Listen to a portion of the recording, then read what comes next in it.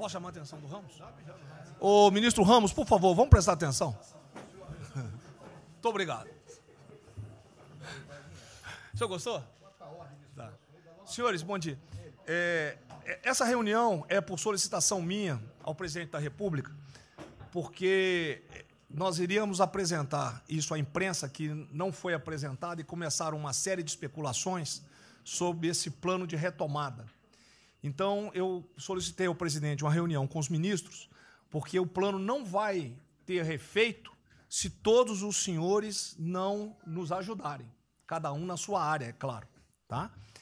Na hora que nós precisarmos das pessoas para a coordenação do plano, o Ministério que não colocar uma pessoa realmente que seja envolvida e tenha capacidade para poder coordenar e executar, esse Ministério vai ficar mais fraco e aí o plano todo fica meio capenga. Tá? É uma apresentação de 10 minutos no máximo, mas é somente isso. Eu pediria também aos senhores que a finalidade não é reunião de ministros para nós discutirmos nada, é simplesmente para apresentarmos o plano. Como é que saiu essa ideia? Então, eu estava conversando com diversos ministros, entre eles Rogério Marinho, o Tarcísio, inclusive o nome do plano, eu roubei de um plano do Tarcísio, né, Tarcísio? Né? Pedi autorização a ele, roubei. É um plano Marshall brasileiro. Né? E eu comecei a observar que tinha plano da Ministério de Desenvolvimento Regional, que a economia tem plano, que a saúde tem plano, e não estava havendo uma coordenação, uma sinergia. Então, esse foi o motivo dessa reunião aqui. Eu vou procurar ser bem breve e objetivo. Por favor, passa a primeira. Muito bom. Passou tudo. Acabou. Então, vamos acabar. Você está no fim, está errado, cara. Porra. Passa a primeira. Muito bem. Os senhores podem observar o seguinte, eu conversei com o presidente, o problema, nós estávamos invertendo a questão de uma lógica de raciocínio. Nós temos um problema, né? Nós temos que ver quais são as consequências negativas desse problema. Todo mundo sabia, sanitárias e econômicas, ninguém tem dúvida, com reflexo em todos os ministérios. Mas o foco não é na solução do problema, o foco hoje, de uma maneira geral, é quem é o culpado. Né? E nós queremos recolocar, vamos dizer assim, readequar isso aí para como o governo deve reagir a este problema para achar uma solução para as duas consequências negativas que ocorrem. Próximo. Então, é um programa, o programa se chama Pro Brasil, tá? Dou crédito ao azar do Tarcísio foi ele ter conversado comigo. Eu gostei e roubei. Né? Pro Brasil é um programa para integrar, aprimorar ações estratégicas. Os senhores vão ver que o foco ele não é de governo, ele é de Estado. Eu estou tentando fazer uma projeção de 10 anos. Tá? Eu estou tentando, não, nós vamos ter que fazer isso aí. Para a retomada do crescimento socioeconômico em resposta aos impactos relacionados ao coronavírus. Tá? Pode passar, por favor. As dimensões do programa são essas aí. Ó, tá? Ele pega um modelo de governança, ele busca melhoria da produtividade, investimentos estruturantes e ações estratégicas do setor público. Vai. O programa se divide em duas etapas, ou duas partes. O Pro Brasil, deixa eu ver aqui que eu não estou conseguindo enxergar. Ordem e o Pro Brasil Progresso. Tá? O Pro Brasil Ordem, que você não imprimiu para mim, e eu agradeço. Ah, não, botou na página errada. Ele pega um arcabouço normativo, ele trata, essas são as medidas estruturantes dele. Vai ter que ter um arcabouço normativo, investimentos privados, segurança jurídica, jurídica e produtividade, melhoria no ambiente de negócios e mitigação dos impactos socioeconômicos. Na parte de investimento, ele foca em obras públicas, parcerias do setor privado. Esse programa também ele tem um foco na redução das desigualdades regionais. Tá? tem um foco na redução das desigualdades regionais. Ô, Cid, está com o dedo pé rápido aí. E... Só um segundo, por favor. Pode passar, por favor, Cid. Qual é a abrangência do programa? Os senhores podem observar que ele tem uma parte de infraestrutura, ele tem ações viabilizadoras e tem ações de apoio na lateral. Como é que é o nome mesmo? Facilitadoras. Então, observe, na infraestrutura, com foco particularmente nessas obras que estão paralisadas, esses investimentos que nós estamos perdendo, que estão paralisados.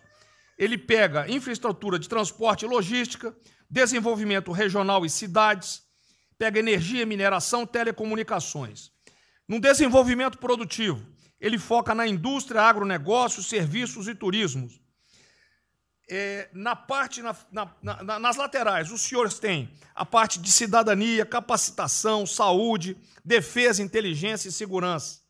Tem também cadeias digitais, indústria criativa e ciência. E nas viabilizadoras, que são transversais em toda a parte do programa, nós temos finanças e tributação, legislação e controle, meio ambiente e a parte institucional e internacional. Qual é por favor, o nosso time frame que nós estamos pensando aí? A estruturação do programa, eu preciso que os senhores... Nós vamos fazer uma reunião, como os senhores podem ver. É a primeira reunião do grupo de trabalho, tá? Com todos os ministérios envolvidos. Na sexta-feira agora, tá? Os senhores vão receber o horário. E aí nós teremos, de maio a julho, a estruturação do programa. De agosto a setembro, o detalhamento do projeto. A partir de outubro, implantação em larga escala, tendo um foco prioritário naquelas ações que tenham uma resposta mais imediata. Porque o brasileiro é o seguinte, na hora que nós lançarmos o programa, eles vão começar a cobrar resultado. Né? Então, eu tenho que ter alguma resposta para o público. E a efetividade dos processos e monitoramento, na realidade, não está no final, ele está durante todo o processo. Tá? Passa mais um, Cid, por favor. Não, volta um. Aí. O horizonte do programa, se os senhores observarem, nós estamos pensando no horizonte, né, até 2020, na realidade até 2030. Tá? Mas uma primeira fase dele, ele é faseado até o final desse primeiro governo, mas com planejamento que prossiga nisso aí. Esse é o foco do trabalho que os grupos vão ter que apresentar.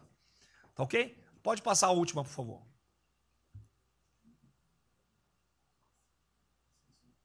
É sem som mesmo.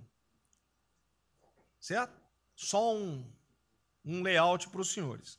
Então, na sexta-feira, eu solicitaria que os senhores, quando enviassem os representantes, esses representantes já viessem com uma noção dos programas ou do que os senhores pretendem dentro dos ministérios de vocês. Uma primeira ideia, e nós vamos partir disso para elaborar isso aí. O trabalho não será feito aqui é somente uma coordenação. Cada ministério vai fazer e nós vamos coordenar. Presidente, era só isso. Vamos dar a palavra ao Paulo Guedes, que, com todo respeito aos demais, eu acho que é o ministro mais importante nessa missão aí. Eu queria fazer a primeira observação, é o seguinte, não chamem de plano Marshall, porque revela um despreparo enorme. Não, isso aqui foi só... Então, quando se falou em plano Marshall, Pro Brasil é um nome espetacular, 10 mil. Plano Marshall é um desastre, porque revela despreparo nosso. Plano Marshall, por exemplo, os Estados Unidos podem fazer um plano Marshall para nos ajudar. A China deveria financiar um plano Marshall para ajudar todo mundo que foi atingido. Então, a primeira inadequação, a gente tem que tomar muito cuidado, é o seguinte, é o plano pró-Brasil. Não se fala plano Marshall porque é um desastre, vai revelar a falta de compreensão das coisas. A segunda coisa é o seguinte, é super bem-vinda essa iniciativa para nos integrarmos todos. Agora, não vamos nos iludir. A retomada do crescimento vem pelos investimentos privados, pelo turismo, pela abertura da economia, pelas reformas. Nós já estávamos crescendo. Voltar uma agenda de 30 anos atrás, que é investimentos públicos financiados pelo governo. Isso foi o que a Dilma fez 30 anos. Então, está cheio de gente pensando nessa eleição agora e botando coisa na cabeça de todo mundo aqui dentro. São governadores querendo fazer a festa, são, às vezes, ministros querendo aparecer, tem de tudo. E todo mundo vem aqui, vamos crescer, agora temos que crescer, tem que ter a resposta imediata, porque o governo vai gastar. O governo quebrou. O governo quebrou em todos os níveis. Prefeitura, governador e governo federal. O que nós conseguimos fazer? Nós sinalizamos o contrário. Nós desalavancamos o banco público, reduzimos o endividamento, baixamos os juros e o Brasil ia começar a voar. Então, se a gente lançar agora um plano, todo o discurso é conhecido, acabar com as desigualdades regionais, Marinho, claro, está lá, são as digitais dele. É bonito isso, mas isso é o que o Lula, que a Dilma estão fazendo há 30 anos. Se a gente quiser acabar igual a Dilma, a gente segue esse caminho. Então, eu acho o discurso bom, mas nós temos que tomar cuidado e reequilibrar as coisas. Não pode ministro, para querer ter um papel preponderante esse ano, destruir a candidatura do presidente, que vai ser reeleito se nós seguirmos o plano das reformas estruturantes originais. Então, eu tenho que dar esse recado, nós vamos estar à disposição, nós vamos ajudar tudo, mas nós não podemos nos iludir. O caminho desenvolvimentista foi seguido. O Brasil quebrou por isso. O Brasil estagnou. A economia foi corrompida, a política foi corrompida, a economia estagnou através do excesso de gastos públicos.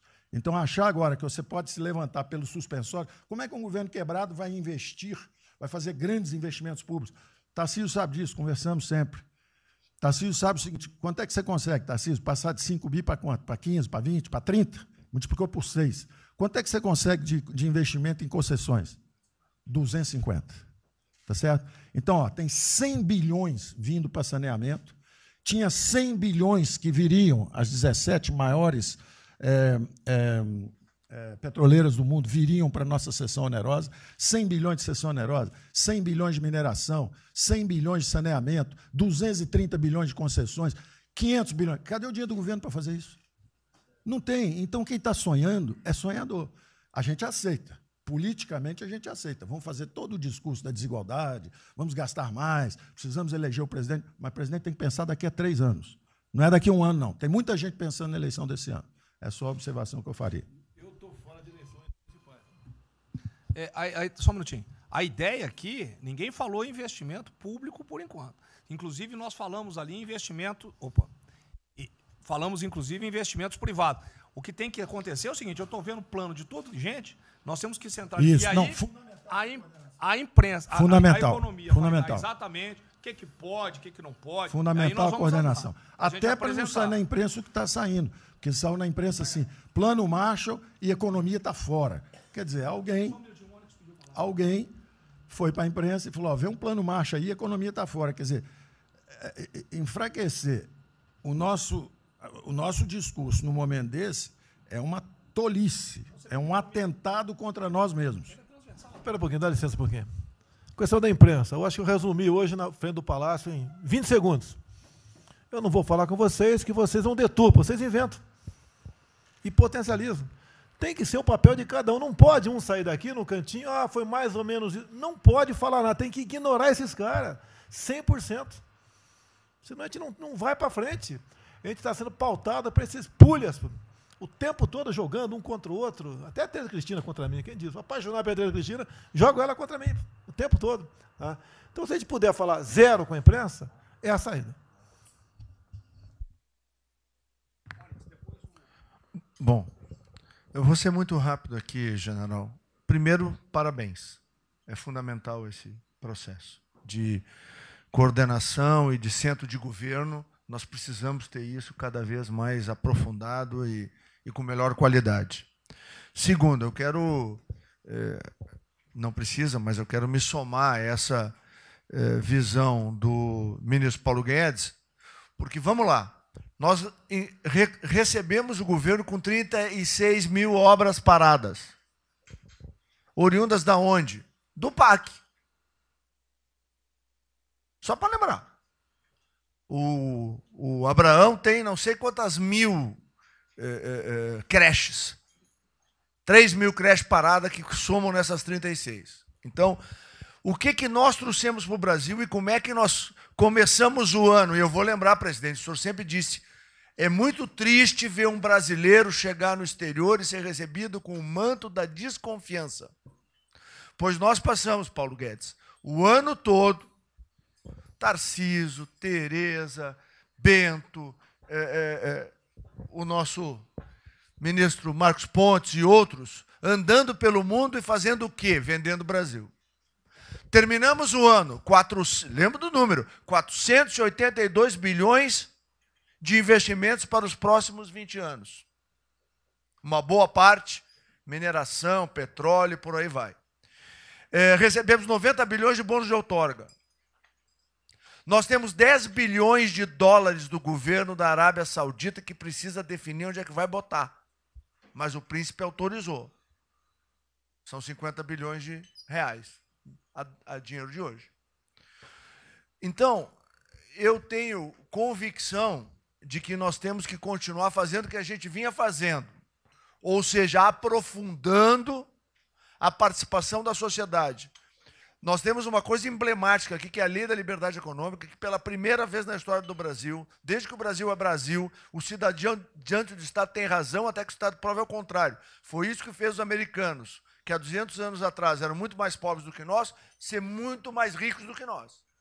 Então, o aprofundamento são sim das reformas, é sim ousar e ter uma reforma tributária que baixe imposto no Brasil, reduz a carga tributária, estou falando sério.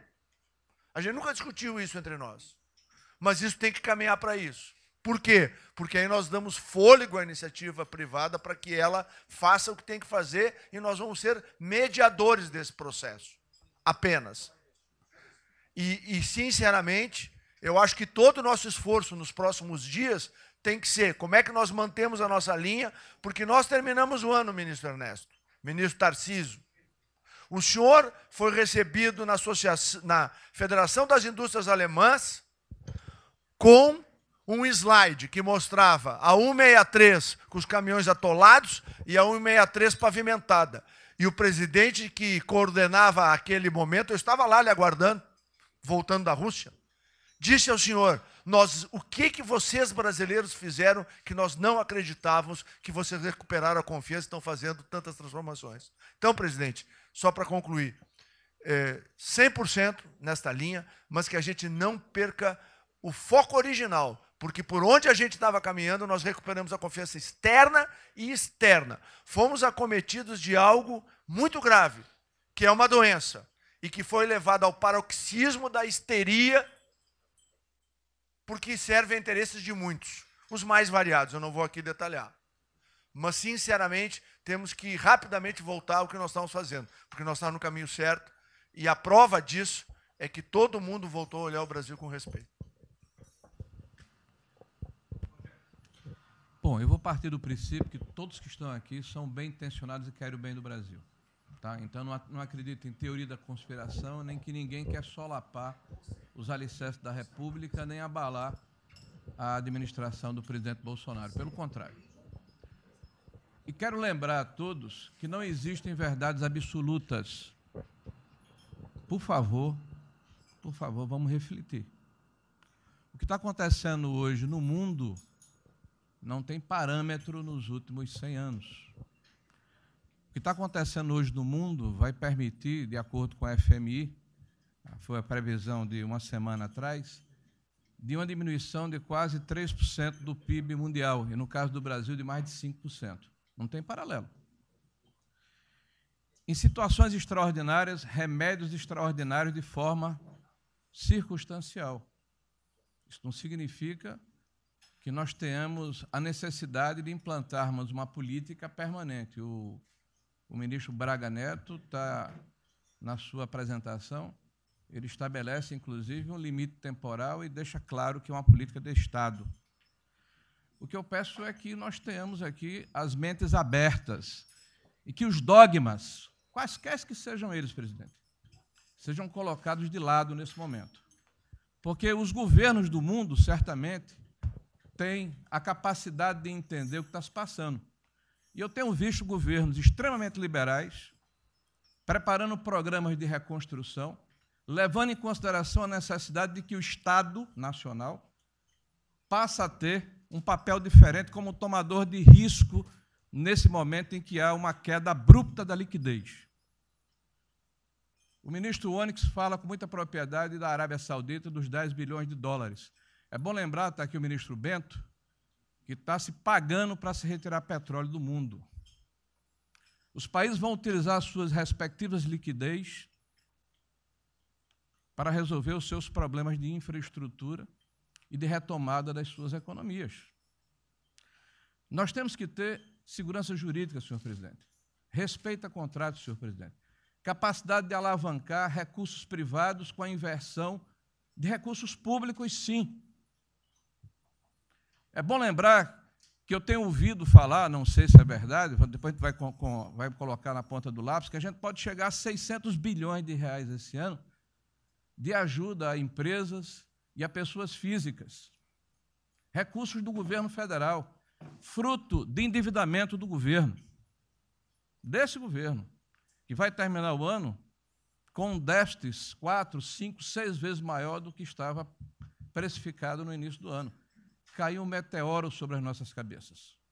Então, por favor, nós não podemos começar uma discussão com verdades absolutas e com dogmas estabelecidos ao longo de 100 anos, em função de uma catástrofe que se abateu sobre o mundo, e os governos de todo o mundo estão se debruçando sobre o assunto, entendendo que muda o papel do Estado. Senhor presidente, é bom lembrar que, quando houve a unificação da Alemanha, eu acho que esse é um fato histórico irrefutável, o Estado alemão entendeu e fez um pacto de que haveria necessidade de investir em capital humano e infraestrutura na Alemanha Oriental para diminuir desigualdades regionais. E esse é um pacto do Brasil. Essa pode ser uma catástrofe que vai nos afundar, ou pode ser uma onda para a gente surfar, uma alavanca para recuperar o país. Todos os países do mundo estão submetidos ao mesmo processo. Vai depender da nossa capacidade de termos uma opção clara de que forma vamos sair desse problema. Se vamos gastar 600 bilhões de reais para resolver uma situação que é emergencial e todos reconhecemos que é necessária, de darmos segurança à população, no caso alimentar, para evitarmos o caos, para diminuirmos a mortandade das empresas, muito bem, está correto, essa é a boa direção.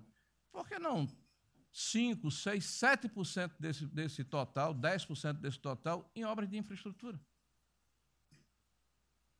Por que não termos a capacidade de alavancarmos o emprego no momento em que a retomada, todos os economistas aqui reconhecem, vai ser muito lenta? Bom, eu só estou falando isso, presidente, para que nós possamos ter essa discussão sem dogmas, sem verdades absolutas, sem a preocupação de que as coisas continuam como eram antes. Não são como eram antes, aqui e no mundo inteiro. Era isso, senhor presidente.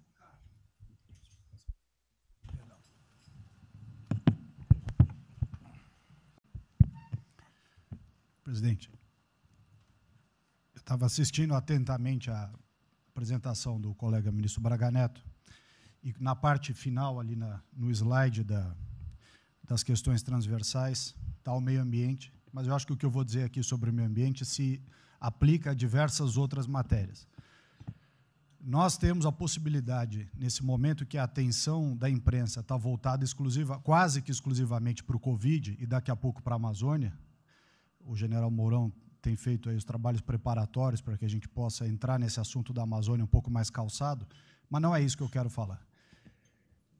A oportunidade que nós temos, que a imprensa não está nos dando um pouco de alívio nos outros temas, é passar as reformas infralegais de desregulamentação, simplificação, todas as reformas que o mundo inteiro, nessas viagens que se referiu o Onyx, certamente cobrou dele, cobrou do Paulo, cobrou da Tereza, cobrou do Tarcísio, cobrou de todo mundo, da segurança jurídica, da previsibilidade, da simplificação. Essa grande parte dessa matéria, ela se dá em portarias e normas dos ministérios que aqui estão, inclusive o de meio ambiente. e que são muito difíceis, e nesse aspecto acho que o meio ambiente é o mais difícil de passar qualquer mudança infralegal em termos de instrução normativa e portaria, porque tudo que a gente faz é pau no judiciário, no dia seguinte. Então, para isso precisa ter um esforço nosso aqui, enquanto estamos nesse momento de tranquilidade no aspecto de cobertura de imprensa, porque só fala de Covid, e ir passando a boiada, e mudando todo o regramento, e simplificando normas, de IFAM, de Ministério da Agricultura, de Ministério do Meio Ambiente, de Ministério disso, de Ministério daquilo. Agora é a hora de unir esforços para dar de baseada a simplificação de regulatório que nós precisamos, em todos os aspectos. E deixar a AGU, o André não está aí, né? E deixar a AGU de stand-by para cada pau que tiver, porque vai ter. Essa semana mesmo nós assinamos uma medida a pedido do Ministério da Agricultura, que foi a simplificação da lei da Mata Atlântica para usar o Código Florestal. Hoje já está nos jornais dizendo que vão entrar com ações judiciais e ação civil pública no Brasil inteiro contra a medida. Então, para isso, nós temos que estar com a artilharia da AGU preparada para cada linha que a gente avança ter uma coisa. Mas tem uma lista enorme em todos os ministérios que têm papel regulatório aqui para simplificar. Não precisamos de Congresso. Porque coisa que precisa de Congresso também, nesse fuzuê que está aí, não vamos conseguir aprovar. Agora tem um monte de coisa que é só parecer, caneta. Parecer, caneta. Sem parecer também não tem caneta, porque dar canetada sem parecer é cana. Então, isso aí vale muito a pena. A gente tem um espaço enorme para fazer. E, enfim, acho que essa é uma questão importante que estava aí nos slides, Braga Neto, que... Isso, exatamente. Só o senhor entender o seguinte, isso aqui é coordenação dos planos que eu sei que todos estão fazendo. Tá?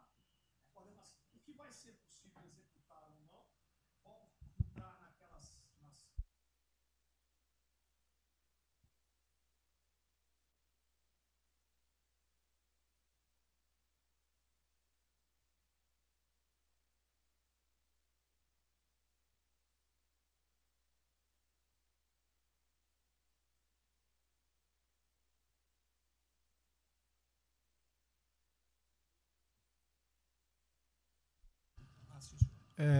Me ligou agora de manhã o Eduardo Gouveia Vieira, da Firjan.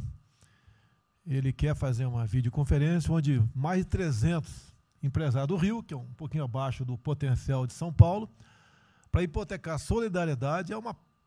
A ideia que nós temos de reabrir o comércio. A desgraça que vem pela frente, eu acho que o Paulo Guedes está sendo até legal, hein, Paulo Guedes? Eu não sou economista, não. Vai ser uma porrada muito maior que você possa imaginar. Não sou apenas os informais. Eu acho que já bateu a 10 milhões de carteira assinada, foi para o saco.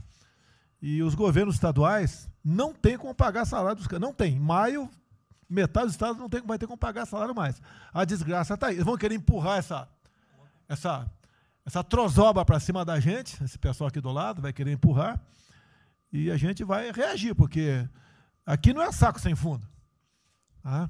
Então, essa preocupação vamos ter. Paralelamente a isso, tem a OAB da vida, enchendo o saco do Supremo, para abrir o processo de impeachment, porque eu não apresentei meu exame de vírus, essas frescuradas todas, que todo mundo tem que estar ligado. Não é apenas cuidar do seu ministério, nessas questões que estamos tratando aqui, é tratar da questão política também. Tá certo? Então, essa preocupação temos que ter, porque a luta pelo poder continua, a todo vapor. E sem neurose da minha parte. Tá? O campo fértil para aparecer uns porcaria aí, né? Levantando aquela bandeira do povo ao meu lado, não custa nada. E o terreno fértil é isso, desemprego, caos, miséria, desordem social e outras coisas mais. Então, essa preocupação todos devem ter.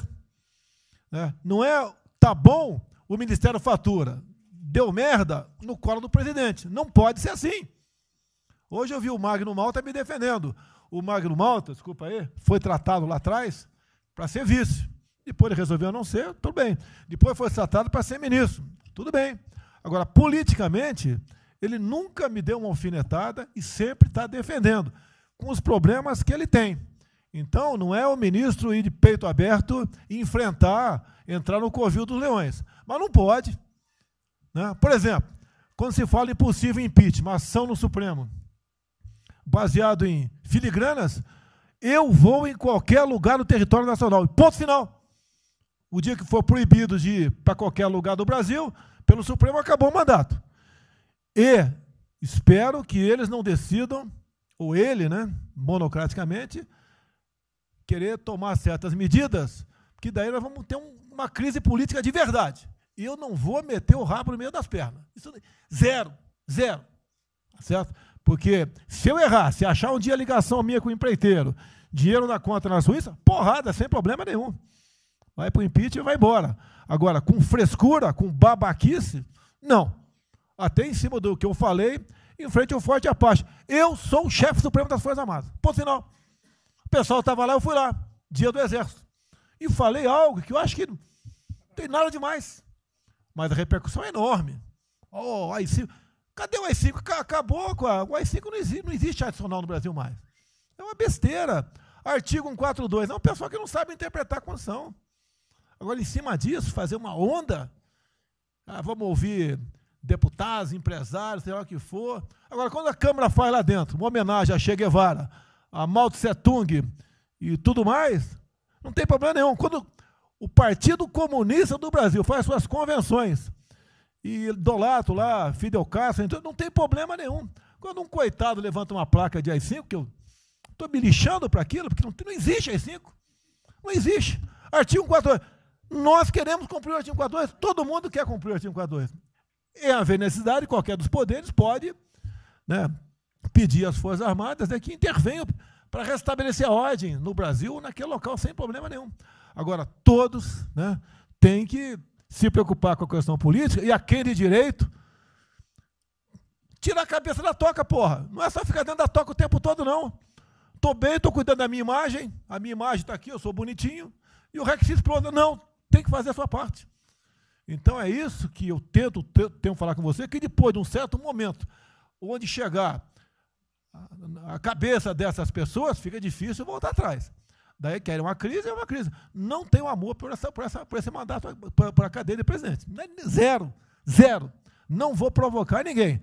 E assim como a defesa faz uma nota muito boa, dizendo que vai cumprir a Constituição, liberdade, 10, e não aceita golpe, 10, também não aceita o contragolpe dos caras, porra. Vai deixar alguns malucos aí, que a gente sabe quem são, ficar aí naquela fervura de o presidente é irresponsável, ele é maluco, ele é genocida. Não é assim.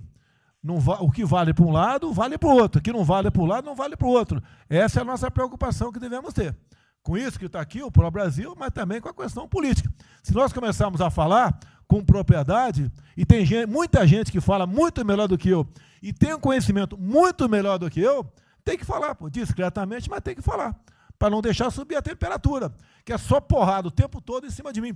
E vou continuar indo em qualquer lugar do Brasil, ponto final, é problema meu.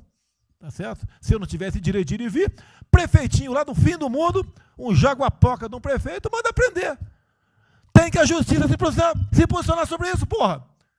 Tem que se posicionar sobre isso abertamente. Não admitimos prisão por parte de prefeitos e o decreto. Tem que falar, não é ficar quieto. E aquele direito aqui, e todos os ministros têm que falar isso aí, não é só a justiça. Todos têm que falar. Não é ficar, toca o barco não e vamos em frente. Tá? Então é isso que eu apelo a vocês, pô. Essa preocupação, acordem para a política e se exponham. Afinal de contas, o governo não só. E se eu cair, cai todo mundo. Agora, se tiver cair um dia, vamos cair lutando, uma bandeira justa, não para uma babaquice de exame antivírus, pô. Pelo amor de Deus, pô. Tá? Eu, até já bem claro, de uns 8 anos para cá, quando pedia farmácia de manipulação, um remédio qualquer, eu falava com o médico. Bota um nome de fantasia, porque se for o meu nome para lá, como sempre foi um cara manjado, né, tem 3, 4 que vão manipular lá o medicamento, pode me envenenar, pô. E assim é a mesma coisa a questão do vírus, entre outros. De acordo com o interesse, o cara dá negativo ou dá positivo, depois que deu, vai para a contraprova, mas dá problema. E nós sabemos, tá certo, que nós temos um compromisso com a verdade. Eu jamais mentiria se não tivesse realmente um exame negativo. Jamais eu mentia negativo, deu positivo, vice-versa. Jamais. A verdade é acima de tudo. Então, é o apelo que eu faço a todos que se preocupem com política para não ser surpreendido. E eu não vou esperar o barco começar a afundar para tirar água. Estou tirando água e vou continuar tirando água de todos os ministérios. No cante é isso. A pessoa tem que entender. Se não quer entender, paciência, pô. E eu tenho o poder e vou interferir em todos os ministérios, sem exceção. Nos bancos eu falo com o Paulo Guedes, se tiver que interferir. Nunca tive problema com zero problema com o Paulo Guedes. Agora, os demais, vou. Eu não posso ser surpreendido com notícias. Eu tenho a PF que não me dá informações. Eu tenho as inteligências das Forças Armadas que não têm informações. A BIM tem seus problemas. Tem algumas informações. Só não tenho mais porque está faltando, realmente, temos problemas, aparelhamento, etc. Mas a gente não pode viver sem informação. Quem é que nunca ficou atrás da porta ouvindo que seu filho ou sua filha está comentando? Tem que ver, depois que ela engravida, não adianta falar com ela mais. Tem que ver antes. Depois que o moleque encheu os cornos de droga, não adianta mais falar com ele, já era. E a informação é assim.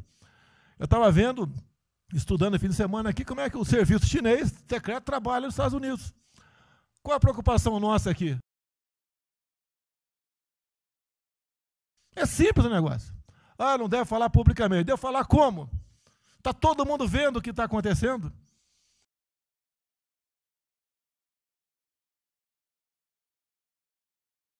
Tudo bem. Tá. Você tira do porra, tu não tira.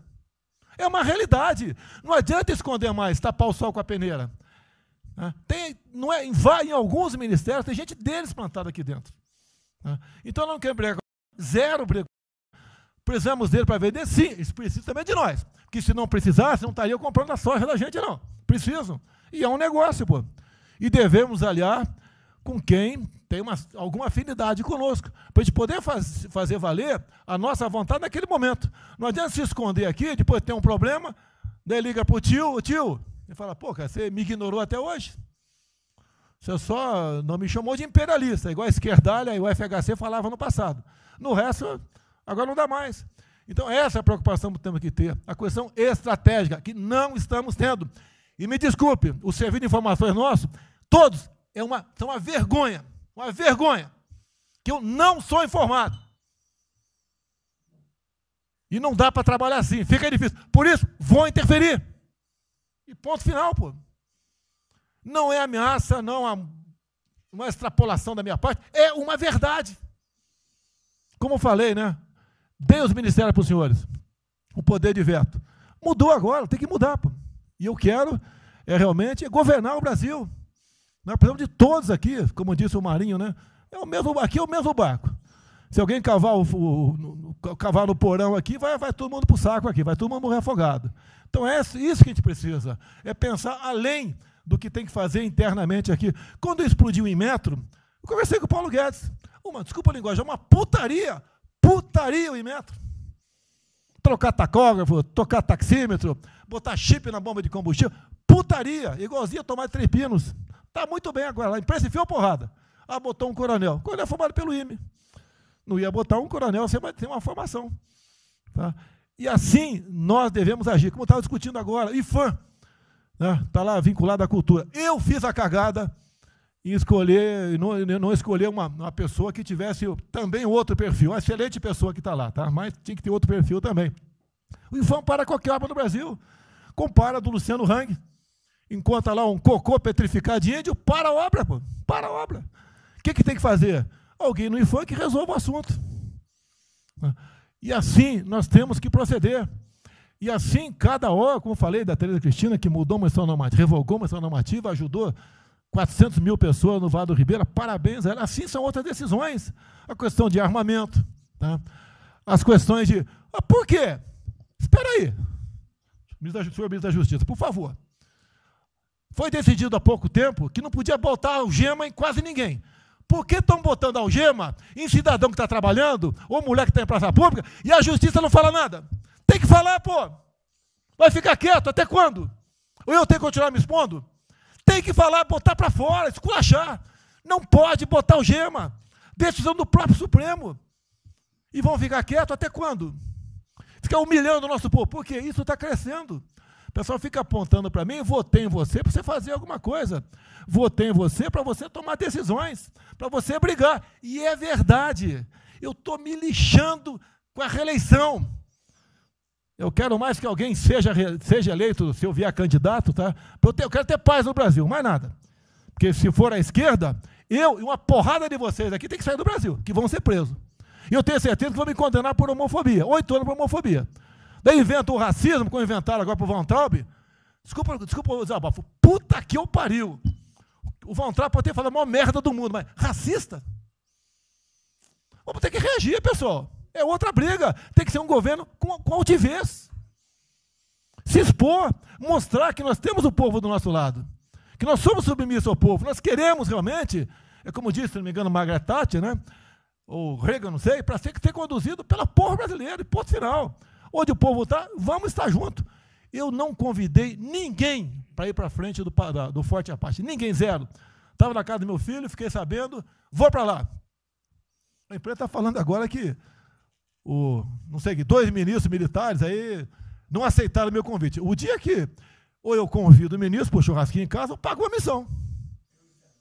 Tá? Não sei, eu pago uma missão. A missão for absurda, o ministro falou, tchau, estou fora. Tá certo? Ou vai e fica puto, mas vai, pô. E jamais eu vou pagar uma missão escrota para quem quer que seja. Nem no quartel fazer isso com recruta, nem no quartel. Tá certo? Quem dirá o nosso convívio aqui, que é muito bom, partir para essa linha. Não estamos em desespero, nós estamos bem. Não somos acusados de desvio, de corrupção, nada, está zero. Temos problema pela frente, vamos tentar solucionar. Eu tenho conversado com vários ministros. E vamos solucionar, porque o destino do Brasil está na mão desse grupo privilegiado que está aqui. Eu não seria nada sem vocês. Vocês não seriam ministros sem eu. Duvido, dificilmente alguém ia ser ministro tivesse uma Haddad aqui, eu duvido. Poderia aceitar por alguns dias, né? Depois ver a sacanagem que ia ser, não ia ser diferente do que foi os 2 anos anteriores do PT, né? Ia pedir para sair. Então, um apelo para vocês. Todo mundo se preocupa com o futuro do Brasil, com a questão política. Criticar um ato de uma pessoa ou outra não é criticar o Congresso ou de criticar o Supremo Tribunal Federal. Quem não ficou revoltado, viu, o Moro ficou revoltado com a liberdade desse pessoal. Por causa de vírus, botou esse estuprador para fora. Imagine se tivesse estuprado uma filha nossa, um filho da puta desse posto de liberdade. Agora temos que colocar no lugar dessas pessoas, desse pai que teve a filha estuprada, e o vagabundo foi posto na rua. Uma decisão, foda-se quem seja, tem que jogar pesado em cima disso. Não é um desabafo, pessoal, é uma realidade. O nosso barco está indo, mas não sabemos ainda, no momento, dado o último caso, vírus, para onde está nosso barco. Pode estar indo em direção ao iceberg. A gente vai para o fundo. Então, vamos se ligar, vamos se preocupar. Quem de direito se manifesta com altivez, com palavras polidas, tá? Mas coloca uma posição. Porque não pode tudo veio para a minha retaguarda, tudo. Tá? E vocês têm que apanhar junto comigo, logicamente, quando tiver motivo para apanhar, ou motivo para bater.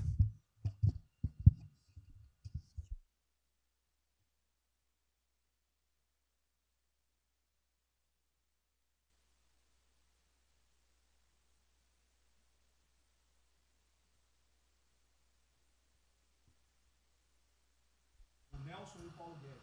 Aí eu pediria só aos senhores que fossem breves. Não. Você também, cara? Ele quer cobrar os royalties do programa aí. Depois do Paulo, por favor, Moro. Não, bem, a primeira questão do plano ali que foi apresentado, fica aqui o registro do meu elogio, certo que ele tem que ser preenchido aí nos detalhes, existem as questões econômicas a ser resolvidas lá pelo Ministério da Economia, a ser trabalhado também com as outras áreas econômicas.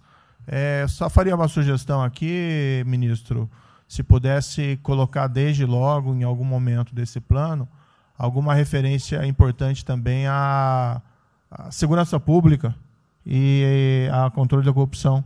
Foram 2 temas centrais, né, nas últimas eleições, e são 2 temas que, embora, é claro que o plano vai ficar sujeito aí ao detalhamento necessário, mas acho que é importante ter uma referência inicial para não parecer que nós estamos descurando desses aspectos específicos. Nós não entramos em detalhes, porque isso aqui respondendo, isso aí, para mim, viria no detalhamento do Ministério. Mas eu acho que politicamente cabe. Não, sim, sim. Não, eu entendo que cabe no detalhamento, mas acho que uma referência, né, seria interessante. A gente tem que apontar também que foi uma vitória do governo, do presidente. Ano passado houve uma queda expressiva desses principais indicadores criminais. Isso, embora seja mais vinculado com a questão da vida e segurança das pessoas, também é um fator importante para o investimento econômico, para atrair, melhorar o ambiente econômico. E o controle da corrupção também é pressuposto, né? Então, faria exclusivamente essa sugestão específica.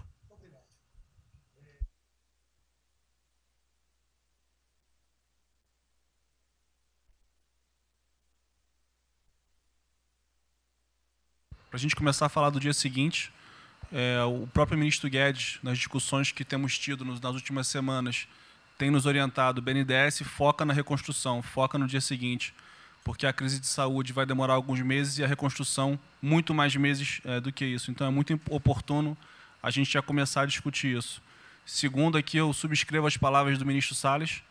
O que a gente tem observado nos projetos e concessões e etc., uma parte crítica é essa legislação ou funcionamento da máquina pública.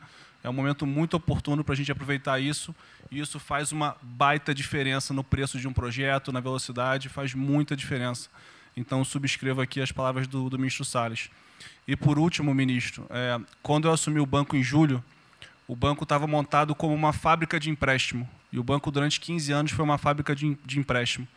De julho até hoje, a gente fez uma reestruturação completa no banco, montando o que eu acredito hoje ser já o maior banco de investimento do Brasil em pessoas, e um banco de investimento de serviços focado em planejamentos econômicos setoriais e estruturação de projetos. Tá? O banco já está atuando dessa forma. Temos um vasto conhecimento setorial, um vasto conhecimento de planejamento, já está rodando a contento. E esse BNDES de hoje se parece muito mais com o BNDES de 20 anos atrás, que era o BNDES que planejava e estruturava esses projetos para o Brasil. Então, eu queria colocar aqui à sua disposição, que nos use, estamos a serviço. Então, o que o senhor achar adequado e razoável, tanto no fornecimento de informações, mas como também nesse planejamento, na coordenação, temos já um modus operandi, uma estrutura que é plug and play. Se o senhor quiser usar, já está pronta para rodar para esse tipo de mapeamento e estruturação de projeto. Então, por favor, sinta-se bem à vontade de nos usar integralmente aqui na coordenação desse projeto, caso o senhor entenda adequado. Tá?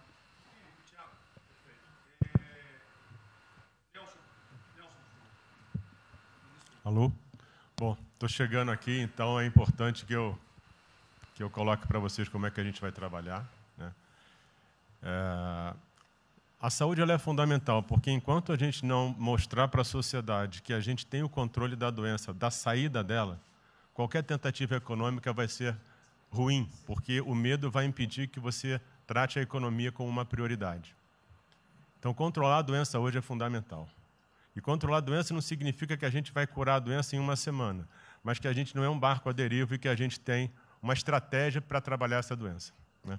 Então, são 3 coisas que a gente vai trabalhar. Primeiro, a informação, para entender o que é a doença, qual é a evolução dela, como é que está a infraestrutura para cuidar da doença. Porque um dos grandes problemas que a gente tem hoje, se a gente olhar o Brasil hoje, ele é um dos melhores países em número em relação à mortalidade. O que assusta é você ver que o hospital não consegue atender, a gente no frigorífico, a gente que está abrindo cova em algum lugar para enterrar, e isso traz medo. E o medo impede que qualquer outra atividade tenha sucesso. Porque enquanto isso não for sanado, o restante vai ter muito pouca chance de ser comprado pela sociedade. A segunda coisa é estruturar a operação de cuidado. Então, a gente vai investir em logística, vai investir na parte de compra e tentar melhorar o processo. Por quê? Porque se eu tiver os hospitais funcionando, eu vou ter os pacientes tratados, eu não tenho a sensação da crise, o medo melhora e o restante pode entrar. E a terceira coisa é a gente deixar claro um programa de saída do isolamento, do distanciamento. Não é que vai sair amanhã, mas a gente tem que ter um planejamento, porque aí a gente realmente mostra que a situação está na nossa mão. Pode ser que demore um pouco, mas a gente está controlando esse processo, porque a gente não está sendo um barco à deriva. Então, basicamente, eu queria falar para vocês, essa é a forma como a gente vai tratar, e a gente vai estar interagindo com todos os ministérios que forem necessários para que isso aconteça da forma mais rápida possível. Basicamente é isso, e prazer estar aqui com vocês. Ontem eu liguei para o diretor-geral da Polícia Rodoviária Federal. Chegou ao meu conhecimento uma nota que era dele sobre o passamento de um patrulheiro. E ele enfatizou que era Covid-19. Eu liguei para ele. Por favor. O que mais? Ele era obeso, era isso, era aquilo. Bem, tinha... Como é que é? Comorbidades. Mas ali na nota dele só saiu Covid-19. Então vamos alertar a quem de direito ao respectivo ministério, pode botar Covid-19, mas bota também, tinha fibrose, um montão de coisa, não entendo esse negócio não, tem um montão de coisa lá, para exatamente não levar o medo à população. Porque a gente olha, morreu um sargento do Exército, por exemplo, a princípio é um cara que está bem de saúde, né? Um policial federal, né? Seja lá o que for. E isso daí não pode acontecer. Então a gente pede esse cuidado para os colegas, tá? A quem direito ao respectivo ministério, que tem alguém encarregado disso, né? Para tomar esse devido cuidado para não levar mais medo ainda para a população. Você perguntou em relação a ele, perguntou quanto tempo levaria para mostrar um plano, alguma coisa. Eu acredito que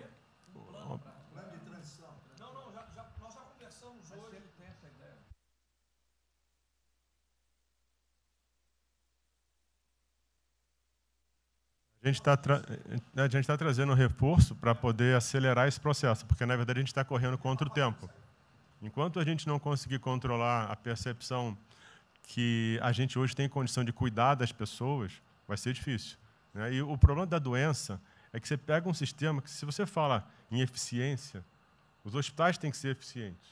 Então, quando você fala em eficiência, você vai quase no limite do cuidado. Você não tem sobra, você não tem gordura. Quando você pega uma doença que chega, que é muita gente ao mesmo tempo, você não consegue ter agilidade para preparar o sistema para cuidar dela.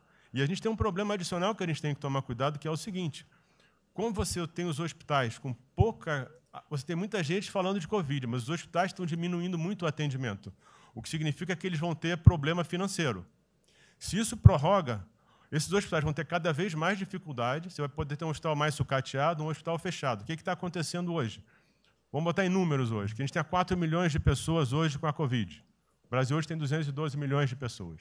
Tem 208 milhões que não estão tendo a atenção necessária. Então, você tem câncer, cardiovascular, isso tudo está represado, é demanda reprimida. Quando você controlar a Covid, o não Covid vai chegar com tudo. E você pode pegar uma estrutura sucateada. Aí você só vai transferir o problema de medo, que vai ser o medo da Covid para o medo da não Covid. Então, a gente tem que estar preparado para isso tudo. Então, não é só trabalhar o curtíssimo prazo, a gente tem que preparar para essa segunda fase que vai chegar também. Isso tudo a gente está fazendo, só para vocês saberem que a gente está pensando nisso tudo, só para vocês saberem que está tudo trabalhado.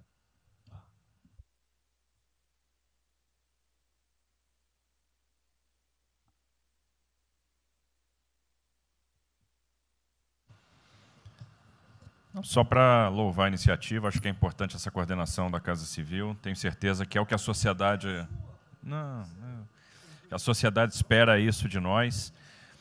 A boa notícia é que a gente vem conversando com os investidores, eles estão interessados no nosso programa de concessão. É claro que a gente vai ter que ajustar alguma coisa nos projetos em função da percepção do nível de risco, e a gente vai fazer isso calibrando taxa de retorno, monitorando melhor agora a questão da demanda, né, reestimando demanda nos projetos, mas a gente tem certeza que os projetos vão sair. Qual o cuidado que a gente tem que ter? A gente fala em 250 bi de investimentos, só que concessão funciona o seguinte: o que a gente contratar agora vai gerar investimento em 2023, 2024. Não é imediato. E a gente vai precisar de fazer alguma coisa imediata. E aí tem que ter a inteligência, porque também não adianta. Ministro Paulo, me dá lá 30 bi por ano. Eu não vou gastar, eu não vou usar.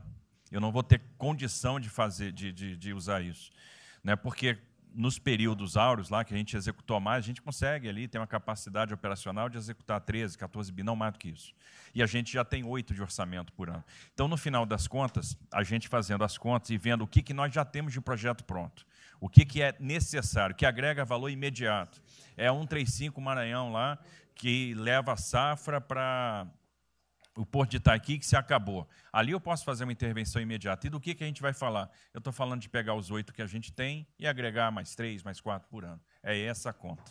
E eu acho que isso é realmente necessário para gerar emprego, para dar a resposta que a sociedade está querendo e conjugando isso com o investimento privado. As duas coisas têm que andar junto, né? E aí nós vamos dar o bom retorno. A gente está vendo aí o esforço que o BNDES está fazendo, acho que está fazendo um trabalho magnífico, trazendo o banco, trazendo o privado, o sindicato de bancos, para assumir uma responsabilidade que é deles também. O Banco Central injetou um monte de liquidez aí no sistema, para o dinheiro não ficar empossado, e aí preservando o caixa para atuar, né, nesses projetos de infraestrutura que vai ser fundamental. Então, eu acho que é essa linha que nós precisamos ter, né? E tivemos aí 2 caras aí na história recente que pegaram terra arrasada e entraram para a história. Um foi o Roosevelt, o outro foi o Churchill. O terceiro vai ser o Bolsonaro.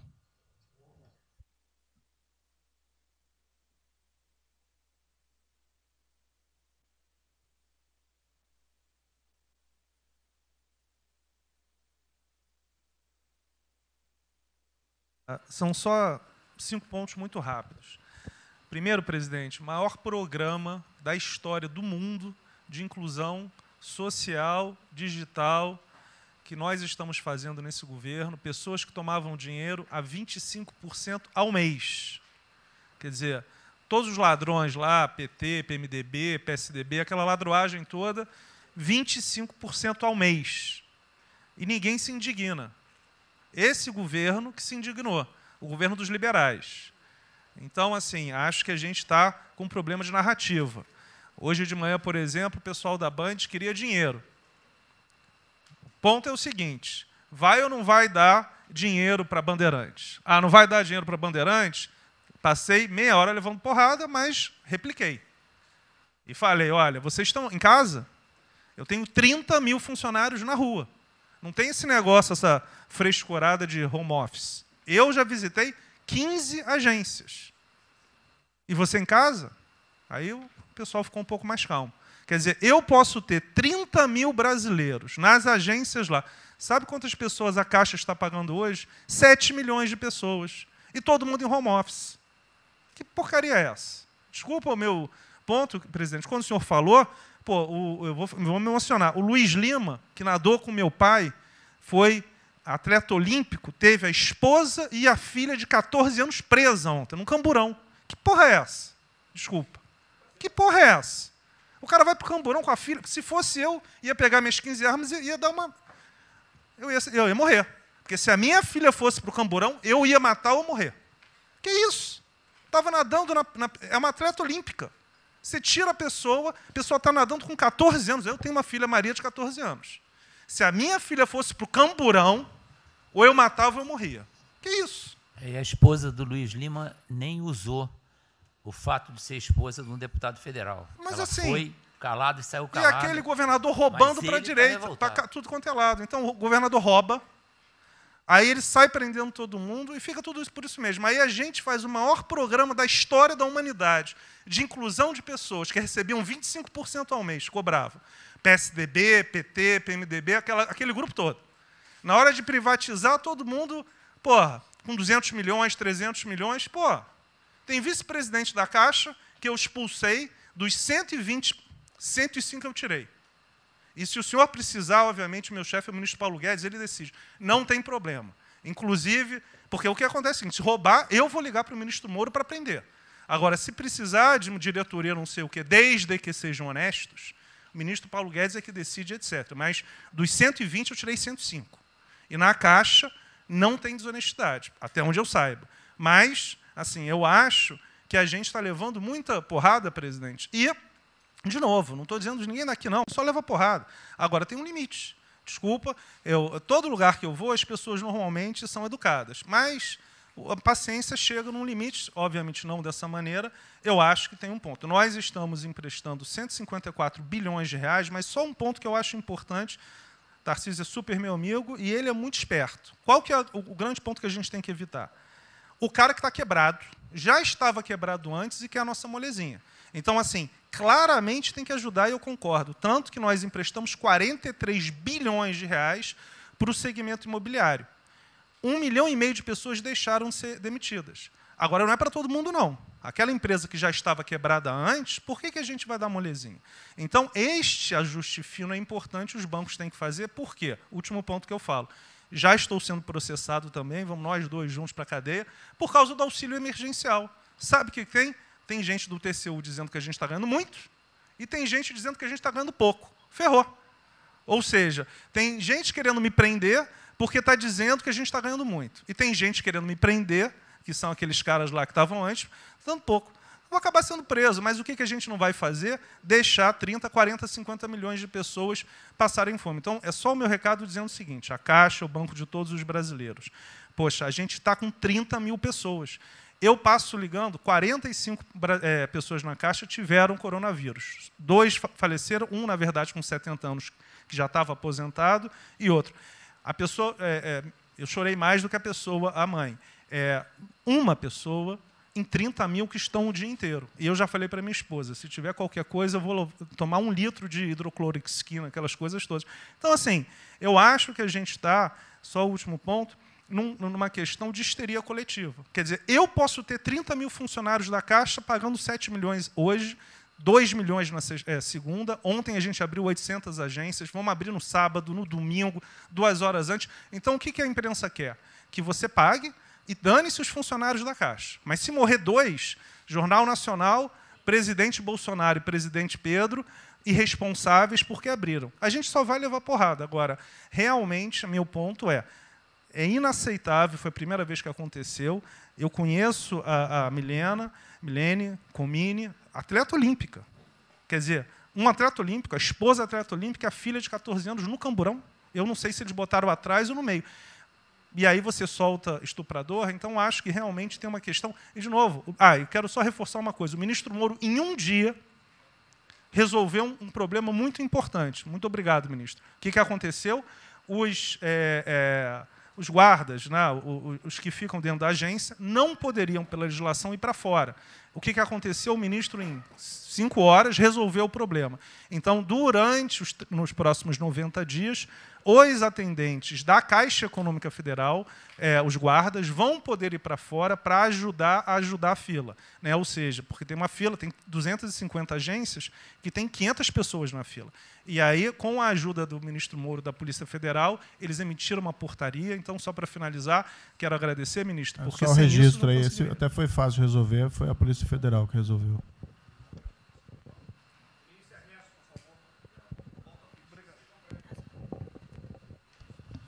Muito obrigado, ministro. Rapidamente, sobre o plano. A dimensão internacional do plano, evidentemente, é fundamental, já está ali contemplada. Eu queria mencionar o seguinte, eu acho que é fundamental que essa dimensão internacional não seja simplesmente uma adaptação nossa ao cenário internacional, mas que ela leve em conta a capacidade que o Brasil hoje tem de influir no desenho de um novo cenário internacional. Eu estou cada vez mais convencido de que o Brasil tem hoje as condições, tem a oportunidade de se sentar na mesa de 4, 5, 6 países que vão definir a nova ordem mundial. Outro dia, na conversa do presidente com o primeiro-ministro da Índia, o indiano disse que vai ser tão diferente o pós-coronavírus do pré quanto o pós-Segunda Guerra do pré. E eu acho que é verdade. E assim como houve um Conselho de Segurança que definiu a ordem mundial, 5 países depois da Segunda Guerra, vai haver uma espécie de novo Conselho de Segurança, e nós temos, dessa vez, a oportunidade de estar nele e acreditar na possibilidade do Brasil influenciar e ajudar a formatar um novo cenário. E esse cenário, eu acho que ele tem que levar em conta o seguinte, estamos aí revendo os últimos 30 anos de globalização, vai haver uma nova globalização. O que aconteceu nesses 30 anos? Foi uma globalização cega para o tema dos valores, para o tema da democracia e da liberdade. Foi uma globalização que, a gente está vendo agora, criou um modelo onde, no centro da economia internacional, está um país que não é democrático, que não respeita direitos humanos, etc. Né? Essa nova globalização, acho que não pode ser cega. Né? Tem que ser uma globalização, tem que ser uma estrutura que leve em conta, claro, a dimensão econômica, mas também essa dimensão da liberdade, dos valores.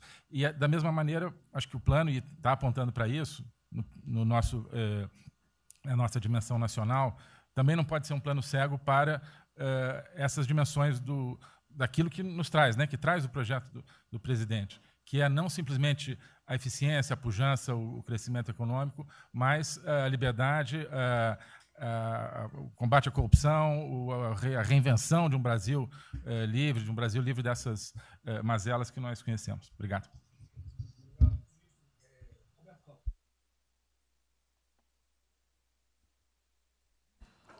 Não, é bem rápido. Eu só vou voltar numa história. Vou voltar aqui numa história breve, que é lembrar que no fim do governo Dilma a taxa de juros era 14,5%, a curta, mas a taxa longa era 20%. E aí, quando a gente olha o que aconteceu e o que proporcionou a taxa de juros cair, é interessante, porque teve um dia, 18 de agosto, que saiu uma manchete no jornal que todos os elementos apontavam que ia ter o teto de gastos.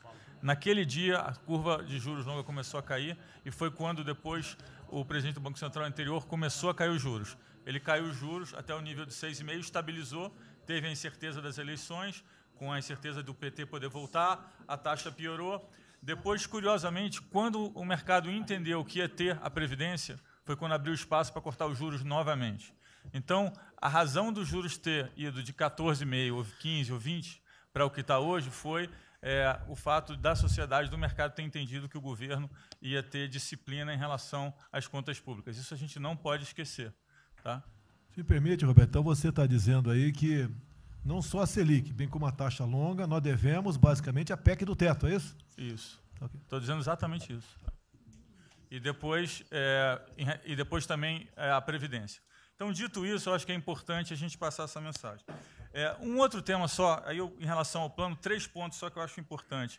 A gente tem feito reuniões entre os banqueiros centrais de vários países do mundo quase todas as semanas. E eu acho que tem 3 pontos que são importantes. Primeiro, existe um consenso hoje que o mundo privado está com muito medo de tomar risco. Então, que não vai ter como ter uma saída rápida sem que o governo não entre de alguma forma tomando risco, porque o mundo privado está com medo de tomar risco pelo fator medo, que é o fator que o doutor mencionou, que eu acho que é muito importante. Se amanhã você permitir todo mundo ir no estádio de futebol ver um jogo, será que todo mundo vai sair de casa e vai? Qual é o fator medo? E o fator medo é interessante, porque quanto mais informação você tem, mais medo você tem, porque a mídia joga medo. Então, você tem hoje uma classe mais alta que tem mais medo que a classe mais baixa, exatamente porque eles têm mais acesso à informação e a informação é enviesada. Então, o primeiro ponto é esse tema de tomar risco. O segundo ponto, rápido, é um tema que eu acho que está muito crescendo também, está crescendo bastante, que é a análise, que a gente chama de análise intertemporal. Quando você faz uma ajuda, quando o governo faz um gasto, geralmente acontece 2 coisas. Ou você bota fundo perdido, ou seja, esse gasto não vale nada, e aí vai ter um reflexo na economia, na taxa de juros, ou as pessoas exageram e falam, não, esse gasto vai ser multiplicador. Provavelmente não é nenhuma coisa nem outra. O que eu acho que falta de analisar os gastos do governo é o quanto desse gasto que eu recupero lá na frente, via preservar emprego, via manter uma empresa viva que ia morrer. Então, eu acho que falta análise completa do gasto. O gasto nunca é fundo perdido. Também ele nunca é muito multiplicador, ele é um meio do caminho entre uma coisa e outra. E o que eu acho que falta é a análise de eu vou gastar tanto e esse gasto vai ter essa efetividade. Por exemplo, existe uma percepção do mercado que dinheiro para governador e prefeito é dinheiro jogado fora. Pode ser que seja mentira, mas existe essa percepção hoje. E tem vários vídeos rodando por aí, os senhores devem ter visto, de que o dinheiro vai para a prefeitura e não vai parar, porque vai em bem intangível, que é difícil de controlar. Vai em programa que você nunca tem como monitorar. Então, acho que é importante esse tema de fazer essa análise intertemporal, de ver realmente qual é a eficiência do gasto. E, por último, último ponto, conversando com investidores, a gente tem feito isso, inclusive nós fizemos uma conversa, 2 bancos centrais com investidores, inclusive de infraestrutura, e o problema principal que aparece em toda a conversa no Brasil do investidor privado é que, no passado, toda vez que o investidor privado entrou, teve muita sacanagem. O tema da governança é super importante. Então, eu estava conversando com o Marinho, a coisa mais importante desse projeto, na minha opinião, é garantir que a governança é boa, para o investidor privado ter certeza que ele vai estar junto com o governo, ou ele vai estar em grande parte tomando risco, às vezes o governo vai tomar um pouquinho, mas que é uma coisa que ele não precisa se preocupar na frente com a governança. E o jeito de melhorar a governança é colocar agentes internacionais que fazem governança mundial. A gente conversou um pouco sobre isso, é só isso. Obrigado. Obrigado. Ministra Damares, por favor. Perdão, Marcelo já falou? Não. Ministra Damares. Ministro, parabéns pela ideia, mas eu preciso lembrar e e eu preciso fazer sempre isso para que a gente não perca o foco, a questão de valores, ministro. Esse governo tem o pilar dos valores. Não se pode construir nada neste governo sem a gente trazer valores. Nós estamos sabendo, e a gente está falando o tempo todo, que nós não seremos mais os mesmos depois dessa pandemia. O mundo não será mais o mesmo, nós não seremos mais o mesmo, e nós vamos ter que fazer uma revisão de políticas públicas no mundo todo e no Brasil. Nós vamos ter que nos reinventar, com certeza. Neste momento, o que nós estamos vendo aqui no nosso comitê? Nós estamos buscando dados e não estamos encontrando dados. Nós recebemos um governo que não tinha dados, os dados que nós tínhamos eram falsos, mentirosos, um Brasil de achismo, um Brasil de talvez, eu acho que é, talvez sim, talvez não. Políticas públicas construídas até agora nessa nação em cima de talvez e de achismo. Nós vamos ter que rever muita coisa. É um país plural. Quando a gente foi buscar os povos tradicionais agora para a gente construir o enfrentamento ao coronavírus, nós descobrimos, ministros, que nós temos 1.300.000 ucranianos no Brasil e ninguém nunca falou de ucranianos para nós, Brasil, com a sua cultura totalmente preservada no Brasil. Nós estamos com 1.500.000 ciganos e eu falava de 1.300.000 e são 1.500.000 ciganos. Nós estamos...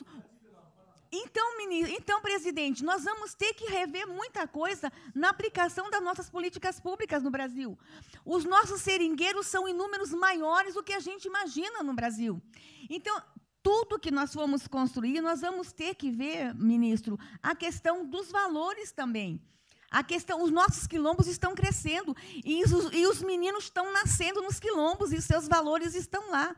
Então, tudo vai ter que ver a questão dos valores. E quando eu falo valores, ministro, eu quero dizer para o senhor, nós estamos com quase 80.000 idosos em abrigos no Brasil. Eu me surpreendi com números. Nós estamos com quase 60.000 crianças em abrigos no Brasil.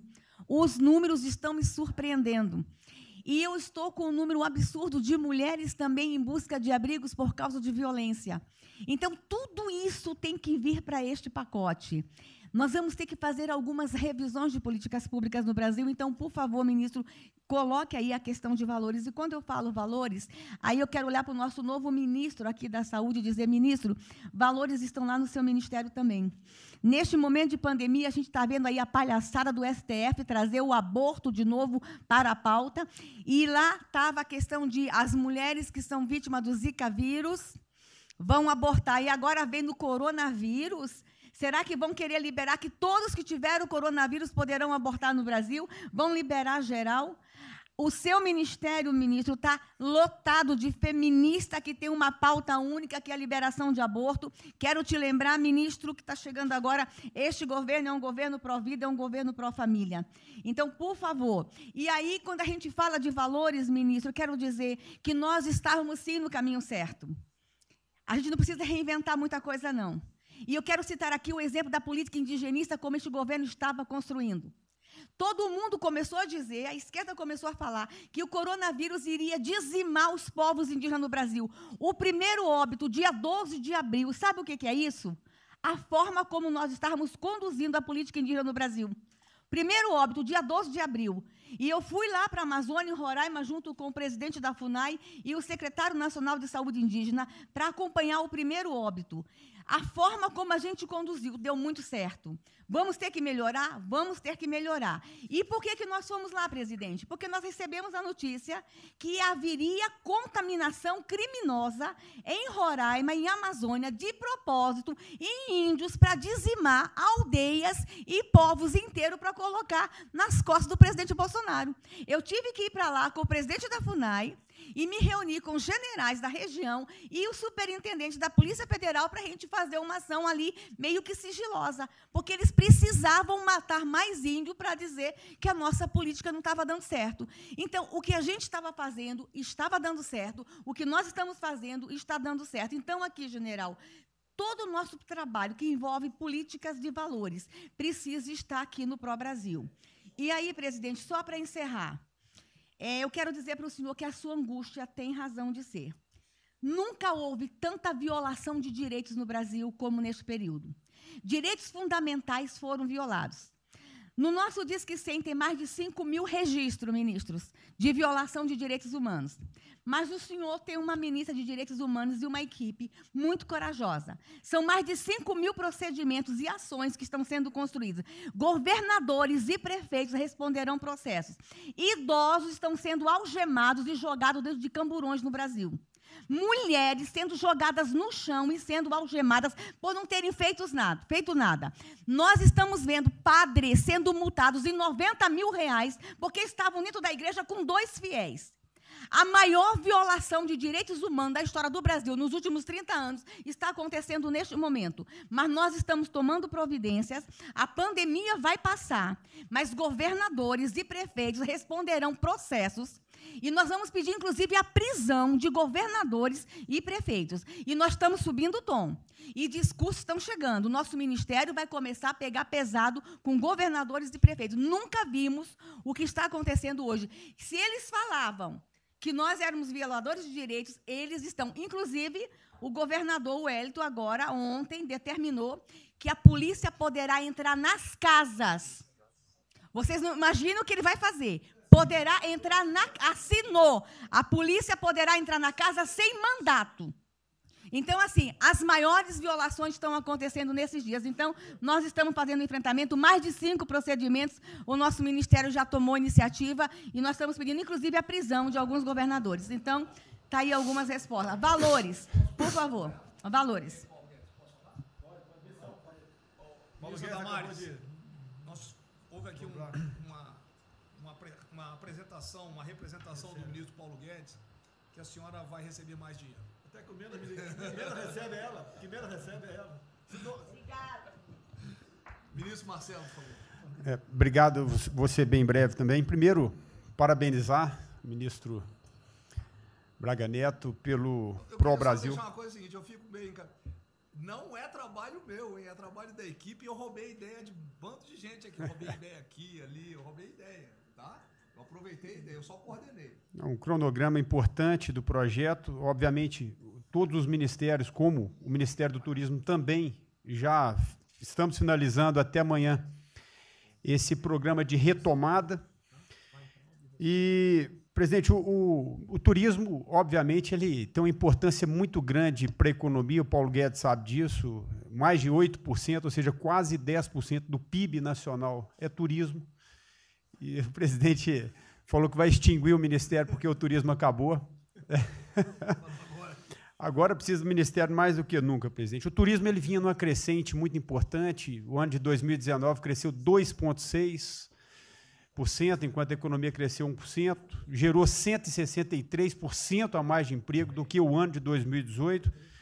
E, obviamente, no meio dessa pandemia, foi o primeiro a ser impactado e de forma brutal. O Rogério Marinho sabe bem disso e nos ajudou muito aí.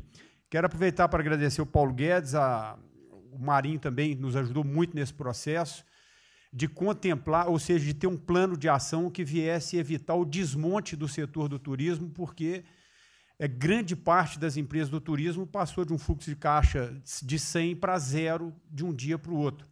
Então, ações como a suspensão de contrato de trabalho, o ministro Moro também, agradeço, teve uma ação fundamental para o setor, que foi uma medida provisória que contemplasse ambas as partes, tanto o consumidor quanto as empresas, através da Senacom, o que impediu judicializações em massa, porque aquela pessoa que comprou o ingresso de um show ou um pacote turístico, ela, se fosse para cima das empresas ainda para pedir o reembolso de imediato, isso seria catastrófico, geraria mais desemprego ainda. Então, essa medida provisória garantiu que as empresas pudessem ter um fôlego, um prazo aí de até 12 meses para fazer esse reembolso. Um terceiro ponto foi a questão dos créditos, que está terminando de ser fechado junto ao BNDES. Agradeço muito aí também o Montesano, a Caixa Econômica também, o Pedro, o ministro Paulo Guedes, que o entrave maior estava na questão das garantias, mas a gente está conseguindo finalizar esse modelo de crédito para contemplar a todos, desde o MEI ao micro, pequeno, o médio, o grande empresário no Brasil do setor turismo. O setor, presidente, ficou muito feliz, se sentindo contemplado com todas essas ações e medidas por parte do governo federal. Então, o setor do turismo no Brasil fizeram cartas com as principais associações agradecendo a postura do governo federal em relação a isso. Eu quero, presidente, falar um assunto aqui que talvez seja muito polêmico, mas eu acho que é importante esse debate nesse momento. Aí eu falo também para a ministra Damares, que eu sei que é uma pauta muito sensível também a ela, que é a questão, presidente, porque o Ministério do Turismo agora tem que ter um planejamento, um plano de atração de investimentos, que é o que gera emprego, renda, é o que ajuda, obviamente, a economia do Brasil. E, para isso, presidente, eu acredito que é um momento propício, nesse planejamento da retomada, discutir os resorts integrados. Não é legalização de jogos, não é bingo, não é caça-níquel, são resorts integrados. Obviamente, presidente, uma pauta que precisa de ser construída, a Damares está olhando com cara feia para mim, uma pauta que precisa de ser construída com as bancadas da Câmara, tanto a evangélica quanto a católica, mostrando ou desmistificando vários mitos que giram em torno disso. Não sei se o ministro Paulo Guedes concorda. Nós temos a possibilidade de atrair pelo menos 40 bilhões de dólares para o Brasil só de outorgas, de investimentos imediatos com essa pauta.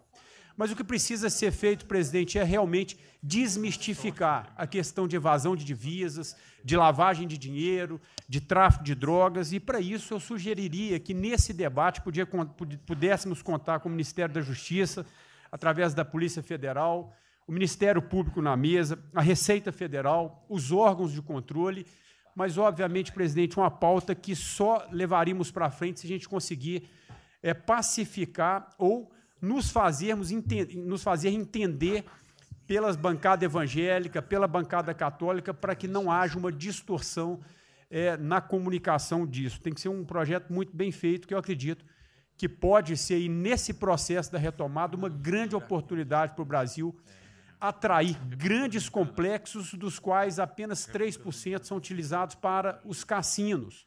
E outra, isso não tem impacto diretamente nenhum na família dos trabalhadores brasileiros. Pacto com o diabo.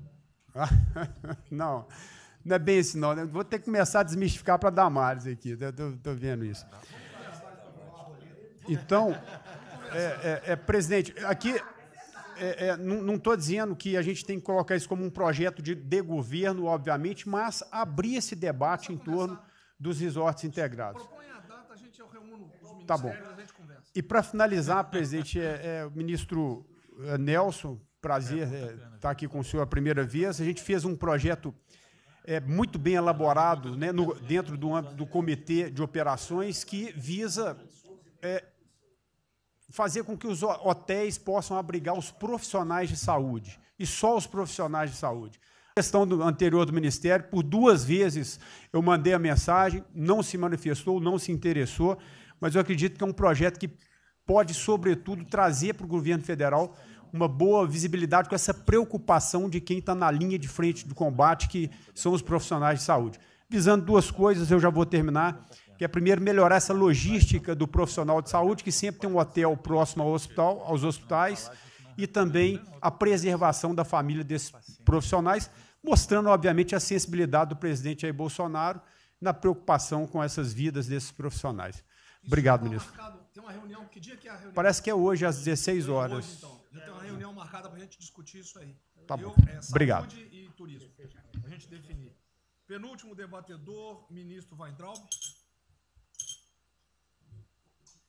Obrigado. Tem 3 anos que eu... Fui claro no penúltimo. Muito obrigado. Tem 3 anos que, através do Onix, eu conheci o presidente. Nesses 3 anos, eu não pedi uma única conselho, não tentei promover minha carreira, me ferrei na física, ameaça de morte na universidade, e o que me fez, naquele momento, embarcar junto, era a luta pela liberdade. Eu não quero ser escravo nesse país. E acabar com essa porcaria que é Brasília. Isso daqui é um cancro de corrupção, de privilégio. Eu tinha uma visão extremamente negativa de Brasília. Brasília é muito pior do que eu podia imaginar. As pessoas aqui perdem a percepção, a empatia, a relação com o povo. Se sentem inexpugnáveis. Eu tive o privilégio de ver a mais da metade aqui desse time chegar. Eu fui secretário executivo do ministro Onix. Eu acho que a gente está perdendo um pouco desse espírito. A gente está perdendo a luta pela liberdade. É isso que o povo está gritando. Não está gritando para ter mais Estado, para ter mais projetos, para ter mais... O povo está gritando por liberdade. Ponto. Eu acho que é isso que a gente está perdendo. Está perdendo mesmo. O povo está querendo ver o que me trouxe até aqui. Eu, por mim, botava esses vagabundos todos na cadeia.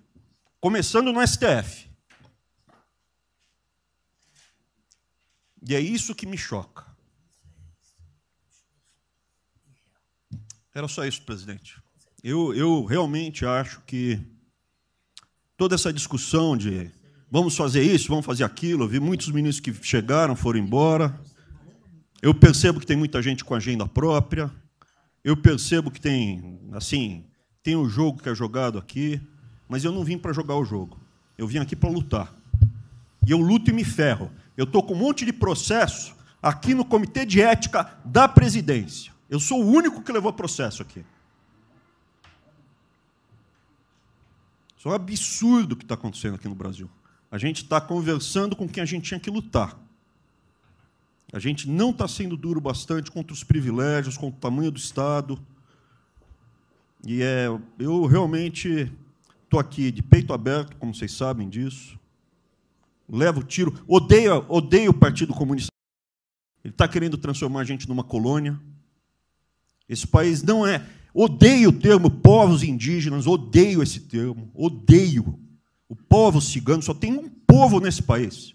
Quer, não quer sair de ré. É povo brasileiro, só tem um povo. Pode ser preto, pode ser branco, pode ser japonês, pode ser descendente de índio, mas tem que ser brasileiro, pô. Acabar com esse negócio de povos e privilégios. Só pode ter um povo. Não pode ter ministro que acha que é melhor do que o povo, do que o cidadão. Isso é um absurdo. A gente chegou até aqui. O senhor levou uma facada na barriga. Fez mais do que eu. Levou uma facada. Mas eu também estou levando bordoada e estou correndo risco. E fica escutando esse monte de gente defendendo privilégio e teta. Entendeu? É isso. Negócio, empréstimos. A gente veio aqui para acabar com tudo isso, não para manter essa estrutura. E esse é o meu sentimento extremamente chateado que eu estou vendo. Essa oportunidade se perder. Eu sou, evidentemente, eu estou no grupo dos ministros que está mais ligado com a militância, evidente, porque eu era um militante. Eu estava militando de peito aberto, continuo militando, do ponto de vista de carreira. Eu poderia ter tentado me dar bem. Não foi isso que eu fiz. Não foi isso que eu fiz. Sei que isso daqui é um palácio, existem intrigas palacianas, estou sendo muito franco. E a gente pode sim perder a liberdade, perder esse país. Ninguém vai se dar bem se a gente perder esse país. Quem vai se dar bem são pouquíssimas famílias. Pouquíssimas famílias. Não se iludam. Não se iludam. Era isso. Deixa eu complementar aqui. O que o Weintraub está falando, eu estou com 65 anos, a gente vai se aproximando de quem não deve. Eu já tenho que me policiar no tocante a isso daí. São pessoas aqui em Brasília, dos 3 poderes, que não sabem o que é povo. Eu converso com alguns, não sabem o que é um feijão com arroz, não sabem o que é um supermercado, esqueceu. Acho que o dinheiro cai do céu. Eu estou com meus privilégios garantidos, ganho 100 mil por mês, em média, 100 mil por mês a galera ganha, né? Legalmente, e acha que isso vai acabar nunca. Como alguns acham que a liberdade... qual é desse cara? Está maluco? Eu estou vendo o mais antigo aqui, o Joelino aqui. Ele sabe o que foi 64. Muitos aqui não sabem. Essa cambada que tentou chegar no poder em 64, se tiver chegado, ele estava fudido todo mundo aqui. Cortando, eu estava felicíssimo se estivesse cortando cana, ganhando $20 por mês. Não pode esquecer disso. Nós não podemos esquecer o que é esse povo. Eu vou convidar os ministros para domingo e passar a Serena Taguatinga. Convite, não é missão, não, convite. Para ver como é que está o cara na esquina. E para ver uns merda, para falar aí, né, uns merda de sempre. O cara rompeu o isolamento, está dando um pé. Tem pé pro cacete, pô. Você está passando fome, está na merda, porra. Sentir o cheiro de povo. Como eu falei lá, é uma experiência para todo político sentir. Ir lá ver como é que está o negócio. Ou a gente tem que estar como se fosse, né, um general na retaguarda e deixar a tropa se ferrar na frente. Não, o general está na frente, o coronel está na frente, o capitão está na frente. Nossos heróis da Segunda Guerra Mundial estiveram na frente de campo de batalha. Se precisar aqui, tenho certeza que nossas Forças Armadas vão cumprir com o seu papel. Mas, né, nós temos que dar exemplo. E mostrar que o Brasil não é... Eu sou mais educado que o Weintraub, até me poli muito, né, no linguajar que ele usou, mas não é isso. Que o pessoal pinta por aí. Se reunindo de madrugada, para lá, para cá. Sistema de informações. O meu funciona. O meu particular funciona. Os que tem oficialmente, desinforma. E voltando ao tema, eu prefiro não ter informação do que ser desinformado por sistema de informações que eu tenho. Então, pessoal, muitos vão poder sair do Brasil. Mas não quero sair, ver a minha irmã de Eldorado, outra de Cajati, o coitado do meu irmão, capitão do exército lá de Miracatu, se fuder, porra. Como é perseguido o tempo todo. A bosta da Folha de São Paulo diz que meu irmão foi expulso de um açougue em registro, que estava comprando carne sem máscara. Comprovou no papel, estava em São Paulo nesse dia. O dono do restaurante, do açougue, falou que não estava lá. E fica por isso mesmo, sei que é problema dele, né? Mas é a putaria o tempo todo para me atingir mexendo com a minha família. Já tentei trocar gente da segurança nossa no Rio de Janeiro, oficialmente, e não consegui. Isso acabou. Eu não vou esperar fuder minha família toda, de sacanagem, ou amigos meus, porque eu não posso trocar alguém da segurança na ponta da linha que pertence à estrutura nossa. Vai trocar. Se não puder trocar, troca o chefe dele. Pode trocar o chefe dele? Troca o ministro. E ponto final. Não estamos aqui para brincadeira. Vai ver um garoto aqui, ó, com todo respeito, do BNDES. Tá, eu conheci ele, usava calção lá. Tá? Pô, ele veio dos Estados Unidos para cá, podia estar muito bem lá. Veio para cá, vai tentar mudar o Brasil, a convite do Paulo Guedes, que é amigo dos pais dele, por coincidência, né, Paulo Guedes? Coincidência. Eu não lembro dos teus pais, lembro de você, tá certo? Mas alguém que está investindo aqui. E todos nós temos que pensar nisso. O que esses filha de uma égua querem, é a nossa liberdade. Olha, como é fácil impor uma ditadura no Brasil, como é fácil. O povo está dentro de casa. Por isso que eu quero, ministro da Justiça e ministro da Defesa, que o povo se arme. Que é a garantia que não vai ter um filho da puta aparecer para impor uma ditadura aqui. Porque é fácil impor uma ditadura. Facílimo. Um bosta de um prefeito, faz um bosta de um decreto, algema e deixa todo mundo dentro de casa. Se tivesse armado, ia para a rua. E se eu fosse ditador, né, eu queria desarmar a população, como todos fizeram no passado, quando queriam, antes de impor a sua respectiva ditadura. Aí, que a demonstração nossa, eu peço ao Fernando e ao Moro, que por favor assine essa portaria hoje, que eu quero dar um puta de um recado para esses bosta. Por que eu estou armando o povo? Porque eu não quero uma ditadura. E não dá para segurar mais. Não dá para segurar mais. Quem não aceitar as minhas bandeiras, Damares, família, Deus, Brasil, armamento, liberdade de expressão, livre mercado, quem não aceitar isso está no governo errado. Esperem para 22, né, o senhor Álvaro Dias, espere o Alckmin, espere o Haddad, ou talvez o Lula, né? E vai ser feliz com eles, pô. No meu governo está errado. É escancarar a questão do armamento aqui. Eu quero todo mundo armado. Que povo armado jamais será escravizado. E que cada um faça, exerça o teu papel, se exponha. Aqui eu já falei. Pede o ministério a quem for elogiado, pela Folha, pelo Globo, pelo antagonista, tá? Então tem certos blogs que só tem notícia boa de ministro, não sei como. O presidente é uma porrada, o ministro é elogiado.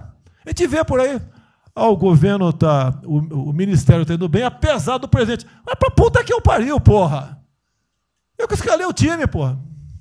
Trocamos 5, espero não trocar mais ninguém, espero. Mas nós temos que, na linha do Van Traub, de forma mais educada um pouquinho, tá? Se preocupar com isso. O que os caras querem é a nossa hemorroida, é a nossa liberdade. Isso é uma verdade. O que esses caras fizeram com o vírus, esse bosta desse governador de São Paulo, esse estrume do Rio de Janeiro, entre outros, é exatamente isso.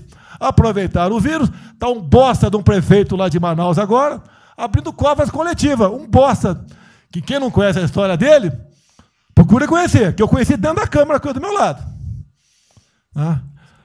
E nós sabemos a ideologia dele e o que ele prega. E que ele sempre foi. O que está aproveitando agora um clima desse para levar o terror no Brasil.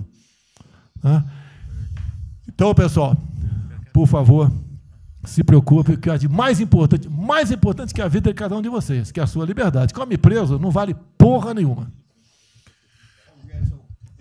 Bom, presidente, esses valores e esses princípios, e o alerta aí do Weintraub é válido também, como sua evocação, é que realmente nós estamos todos aqui por esses valores. Nós estamos aqui por esses valores. Nós não podemos nos esquecer disso.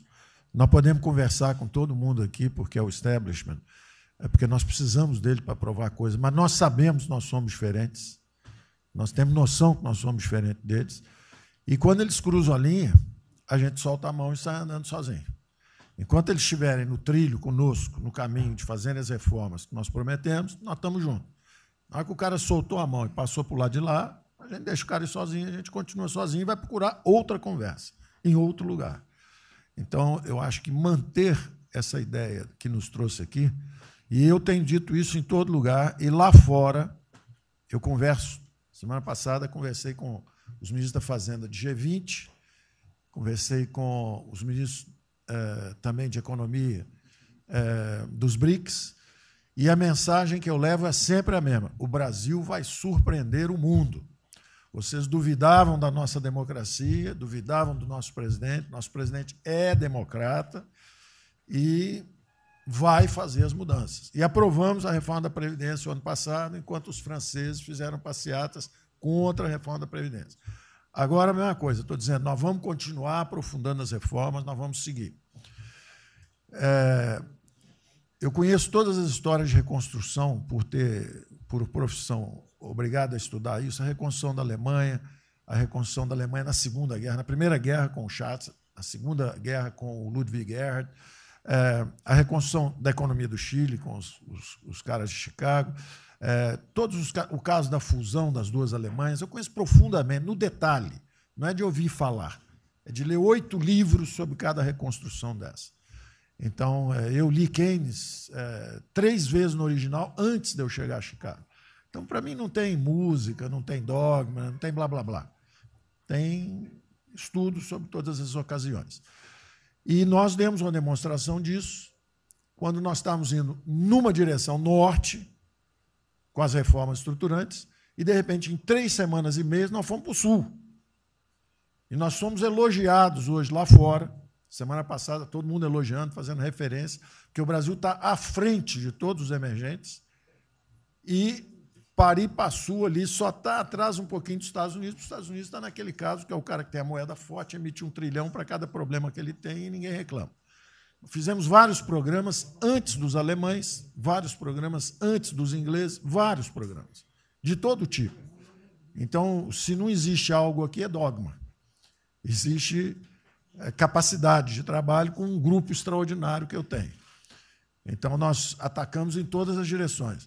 Primeiro, o campus foi lá e reduziu os compulsórios em 200 bilhões. Logo depois, nós não tínhamos espaço constitucional, fizemos antecipações de benefícios e diferimento de impostos, porque não tinha espaço constitucional.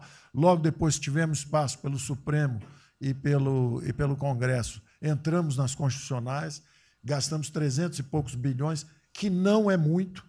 Para terem uma ideia, o último déficit do governo Temer foi 160. Nós gastamos 300. Não gastamos tanto assim, mas atingimos 50 milhões de brasileiros, como diz lá o Pedro. 70 milhões de brasileiros. Né? Lançamos essa camada para os mais frágeis, pegamos os idosos, pegamos as empresas, microcrédito, depois de 0 a 360 mil, depois de 360 mil a 10 milhões. Montamos um comitê de bancos, estamos lá com o Montesano agora fazendo justamente a reestruturação. Não vai ter molezinha para a empresa aérea, para nada disso. É dinheiro que nós vamos botar usando a melhor tecnologia financeira lá de fora. Nós vamos botar dinheiro, vai dar certo e nós vamos ganhar dinheiro. Nós vamos ganhar dinheiro usando recursos públicos para salvar grandes companhias. Agora, nós vamos perder dinheiro salvando empresas pequenininhas. Então, nós estamos fazendo tudo by the book direitinho. Na conversa com os ministros da Fazenda lá de fora, eu disse que nós estamos com um déficit extraordinariamente alto esse ano, da mesma forma que eles, está todo mundo na mesma direção, só que nós caímos no chão, está uma confusão, tiro, porrada e bomba, mas nós não perdemos a bússola. A gente cai, levanta e sabe para onde nós temos que ir. Nós não vamos perder a bússola. Nós sabemos dos valores, sabemos dos princípios, sabemos o que nós estamos defendendo. Nós estamos defendendo liberdade, liberdade econômica, liberdade política. Nós sabemos o que nós estamos defendendo. E estamos agora, no meio dessa confusão, derrubando a última torre do inimigo, que é uma coisa que nós vamos fazer a reconstrução e a nossa transformação econômica. A outra coisa são as torres do inimigo que a gente tinha que derrubar. Uma era o excesso de gasto na Previdência, derrubamos assim que entramos. A segunda torre era os juros estão descendo e vão descer mais ainda. O Campos tem o mapa já, nós estamos descendo. Então, para ter uma ideia, o ano passado, para esse ano, 120 bilhões a menos de juros. Um plano Marshall por ano, né? Sem juros, de juros a menos. Então, nós sabemos, e é nessa confusão toda, todo mundo está achando que estão distraídos, abraçaram a gente, enrolaram com a gente, nós já botamos a granada no bolso do inimigo. 2 anos sem aumento de salário. Era a terceira torre que nós podíamos derrubar. Nós vamos derrubar agora também. Isso vai nos dar tranquilidade de ir até o final. Não tem jeito de fazer um impeachment se a gente tiver com as contas arrumadas, tudo em dia, acabou, não tem jeito, não tem jeito. E o presidente está no ponto futuro, porque o presidente falou o seguinte, tudo bem, tem a primeira onda que é a da saúde, mas tem a segunda que é da economia, e uma vem agarrada com a outra. Nós estamos ainda tentando sair da primeira, a segunda já está querendo bater. Eu ainda acho que nós estamos preservando os sinais vitais da economia brasileira. Ela, para mim, ainda é um urso hibernando. Você baixa sua energia para zero, consumo de energia para quase zero, só respira. Mas quando você sai da gruta, você sai para comer o primeiro bicho que passar. Você tem força. Nós não podemos deixar isso graças à super safra da nossa Tereza, à logística do Tarcísio.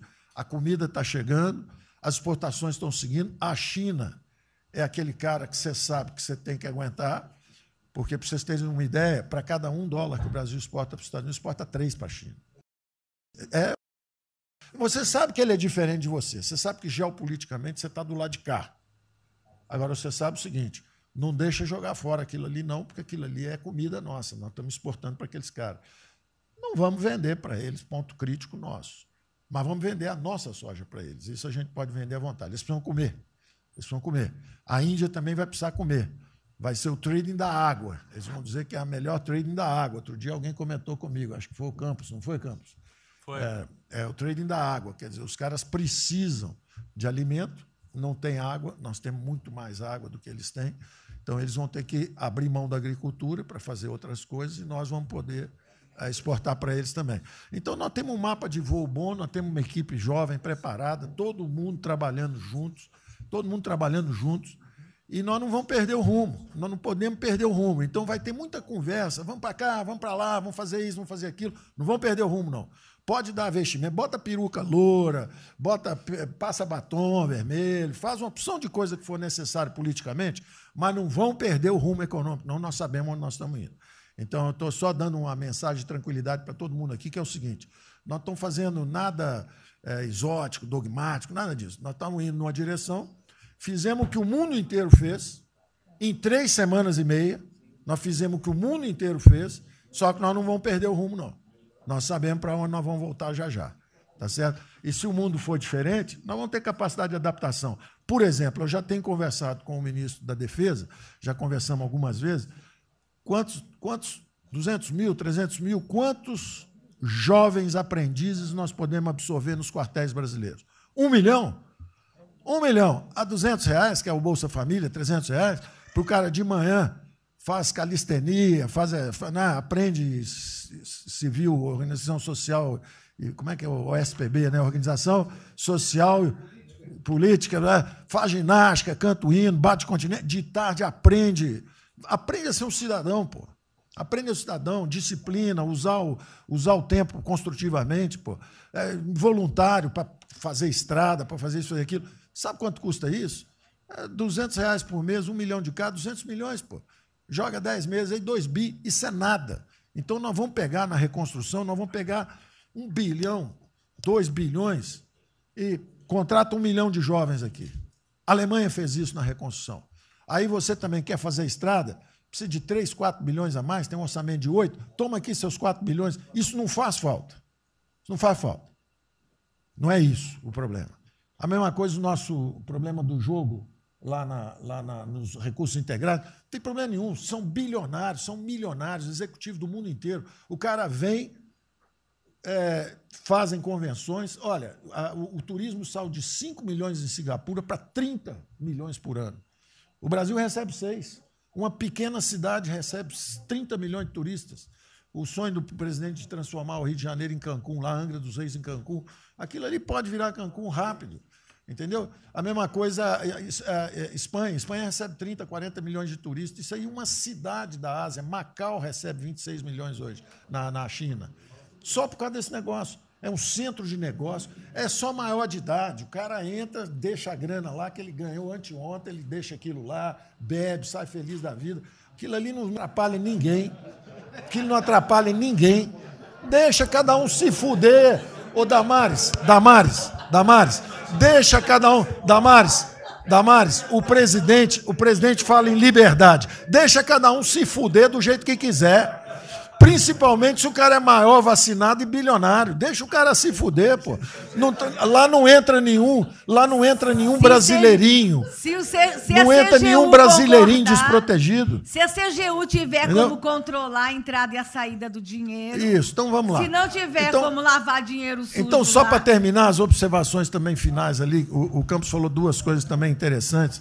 Então, o Campos falou 2 coisas interessantes ali. Uma é o seguinte: o estrangeiro, para vir para fazer os investimentos, eu recebi um embaixador, já reportei isso para o presidente, eu recebi um embaixador dos Estados Unidos e ele veio conversar conosco. E a mensagem maior dele era uma só. Assim, olha, nós queremos um bom ambiente de negócio. Nós vamos colocar centenas de bilhões de dólares aqui. O mundo inteiro quer investir no Brasil.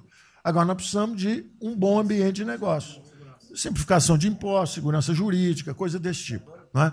Então, o secretário do Comércio americano, que é o Wilbur Ross, o cara me disse o seguinte: eu só tenho um conselho para vocês. Vamos aderir ao GPA, é o General Purchasing Agreement, que é o seguinte, é um acordo, nós com a entrada na OECD, nós assinamos esse acordo, e esse acordo diz o seguinte: não pode haver nenhuma compra governamental sem transparência. Acabou. Então, basta a gente fazer isso, quer dizer, vai fazer concorrência para concessão, privatização. Então, nós já estamos na pista certa, já estamos indo na direção certa. Só uma informação sobre isso aí. Eu fiz uma reunião com o pessoal da OCDE essa semana agora, foi semana passada, né? Semana passada, falando do nosso interesse, eles falaram que sim, já nos consideram da OCDE. Sim. Tá? Então, os ministérios, estou falando isso porque vários ministérios têm uma pauta a cumprir. Sim. Vamos continuar nisso porque vamos dizer, a impressão foi excepcional. Ministro, só um dado aqui da OCDE. Só um dado aqui, rapidamente da OCDE. O presidente falou que nós estamos com o apoio do Trump. Não, o embaixador disse isso. O embaixador disse: nós não podemos perder a oportunidade do presidente estar tão próximo ao Trump. Os nossos 2 presidentes estão próximos. Nós não podemos perder essa oportunidade. O presidente da OCDE disse que realmente o Trump, os Estados Unidos, que era, vamos dizer assim, tinha uma certa objeção, agora já está favorável. Isso é real. Ministro, é só um dado. A OCDE, 90% dos países que hoje integram a OCDE já contam com os resorts integrados. E os outros 10% é porque são muçulmanos. Por isso que não estão. 88% tem um ensino domiciliar. Então, a gente vai entrar com a MP hoje lá, tá? Homeschooling. Só uma informação. Ontem eu tive o G20 da Agricultura. Ontem foi o dia do G20 da Agricultura. Tem uma nova ordem, vai ter, depois do coronavírus, e muitos países vão colocar regras para ter estoque novamente, que eu acho que não é o nosso caso. Mas, enfim, nós precisamos ter acesso a mercados, enfim. Mas nós precisamos incentivar o trigo. É o único produto que o Brasil não é autossuficiente.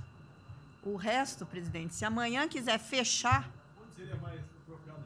Nós temos 2 milhões... Não, nós temos 2 milhões, no Sul também, mas nós temos 2 milhões de hectares ali no Matopiba, prontos, inclusive, com a Embrapa, com variedades super produtivas para poder investir lá. Precisa de dinheiro. E uma última coisa... Não, dinheiro que volta, financiamento. O que nós precisamos é baixar os juros. A agricultura não aguenta 9% de juro, é muito alto para ela. Tá. O Banco do Brasil não fala nada, não? O Banco do Brasil não é tatu nem cobra. O Banco do Brasil não é tatu nem cobra, porque ele não é privado nem público.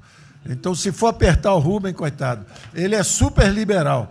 Mas se apertar ele e falar, bota o juro baixo, ele, não posso, senão a turma, os privados, meus minoritários, me apertam. Aí você fala assim, bota o juro alto. Ele, não posso, porque senão o governo me aperta. O Banco do Brasil é um caso pronto de privatização. É um caso pronto, e a gente não está dando esse passo. O senhor já notou que o BNDE e a Caixa, que são nossos públicos, a gente faz o que a gente quer. O Banco do Brasil a gente não consegue fazer nada, e tem um liberal lá. Então tem que vender essa porra logo. Na próxima reunião aí. Apesar de todo o aumento de risco que passou a haver no sistema bancário, o Banco do Brasil está expandindo bastante seus empréstimos. E a agricultura, a ministra Tereza Cristina testemunha aqui de que o apoio está sendo muito grande.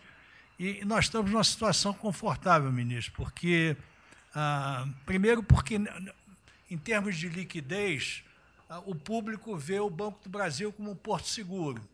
Então, nós não estamos tendo problemas que outros bancos estão tendo de preocupação com a liquidez do banco, com a rigidez do banco. E na nossa formação de resultado, as pessoas físicas têm um papel preponderante dentro do Banco do Brasil. E nós temos a felicidade, nesse momento, de contar com folhas de pagamento de empresas públicas, das Forças Armadas, né, que, em termos relativos, estão numa situação mais segura do que o cidadão comum, que não participa de empresas públicas. Mas só confessa o seu sonho. Hein? Confessa o sonho. Agora, confessa o seu sonho. Em relação à privatização... Só em 23 você confessa, agora não. Em relação à privatização, eu acho que fica claro que com o BNDES cuidando do desenvolvimento e com a Caixa cuidando da área social, o Banco do Brasil estaria pronto para um programa de privatização. Né? Mas isso a gente pode fazer... Só se discute, só se fala isso em 23. Tá? A gente pode fazer um dia um seminário aí que possa estender aí. Porque o Banco do Brasil, no passado, teve muitos privilégios pelo fato de ser público. Né? As folhas de pagamento vinham naturalmente para o Banco do Brasil ou para a Caixa. A administração dos depósitos judiciais eram sempre do Banco do Brasil e da Caixa. Hoje isso tudo é processo de concorrência. Nós temos que pagar muito caro por esses antigos privilégios que não são mais privilégios. E fica só o lado ruim de ser estatal, pesando no Banco do Brasil. Quer dizer, a gente não tem a mesma facilidade de contratação, a gente não tem a mesma facilidade de demissão de maus funcionários e vai por diante. Quer dizer, tudo tem que submeter ao governo, tem o Tribunal de Contas travando tudo. Né? O Tribunal de Contas, hoje em dia, é uma usina de terror. Quer dizer, se a gente faz alguma coisa, está arriscado ir para a cadeia. Se não faz, é processado por inação. Né? Você não tomou as providências que tinha que ter tomado. Então virou um terror isso. Né? Se ficar, o bicho pega, se correr, o bicho come. Agora, se me permite, eu queria fazer uma observação rápida sobre a área de medicina. Eu acompanho os números diariamente. Eu vejo que os óbitos eles chegaram diários, passaram de 200 durante alguns dias, 4, 5 dias, mais de 200 pessoas sendo mortas. De uns 4, 5 dias para cá, esses óbitos caíram bastante, já não chegam mais na casa de 200. A minha sensação, de quem não é especialista no negócio, mas que observa os números, é que o tal do pico, o tal do famoso pico, que gerava tantas preocupações, a minha sensação é que esse pico já passou, né? Agora... É que o senhor não viu o número que nós mostramos lá em cima agora, mas isso é outra história. Senhores, sem querer cortar, muito obrigado a todos, porque senão não termina. Presidente, perdão.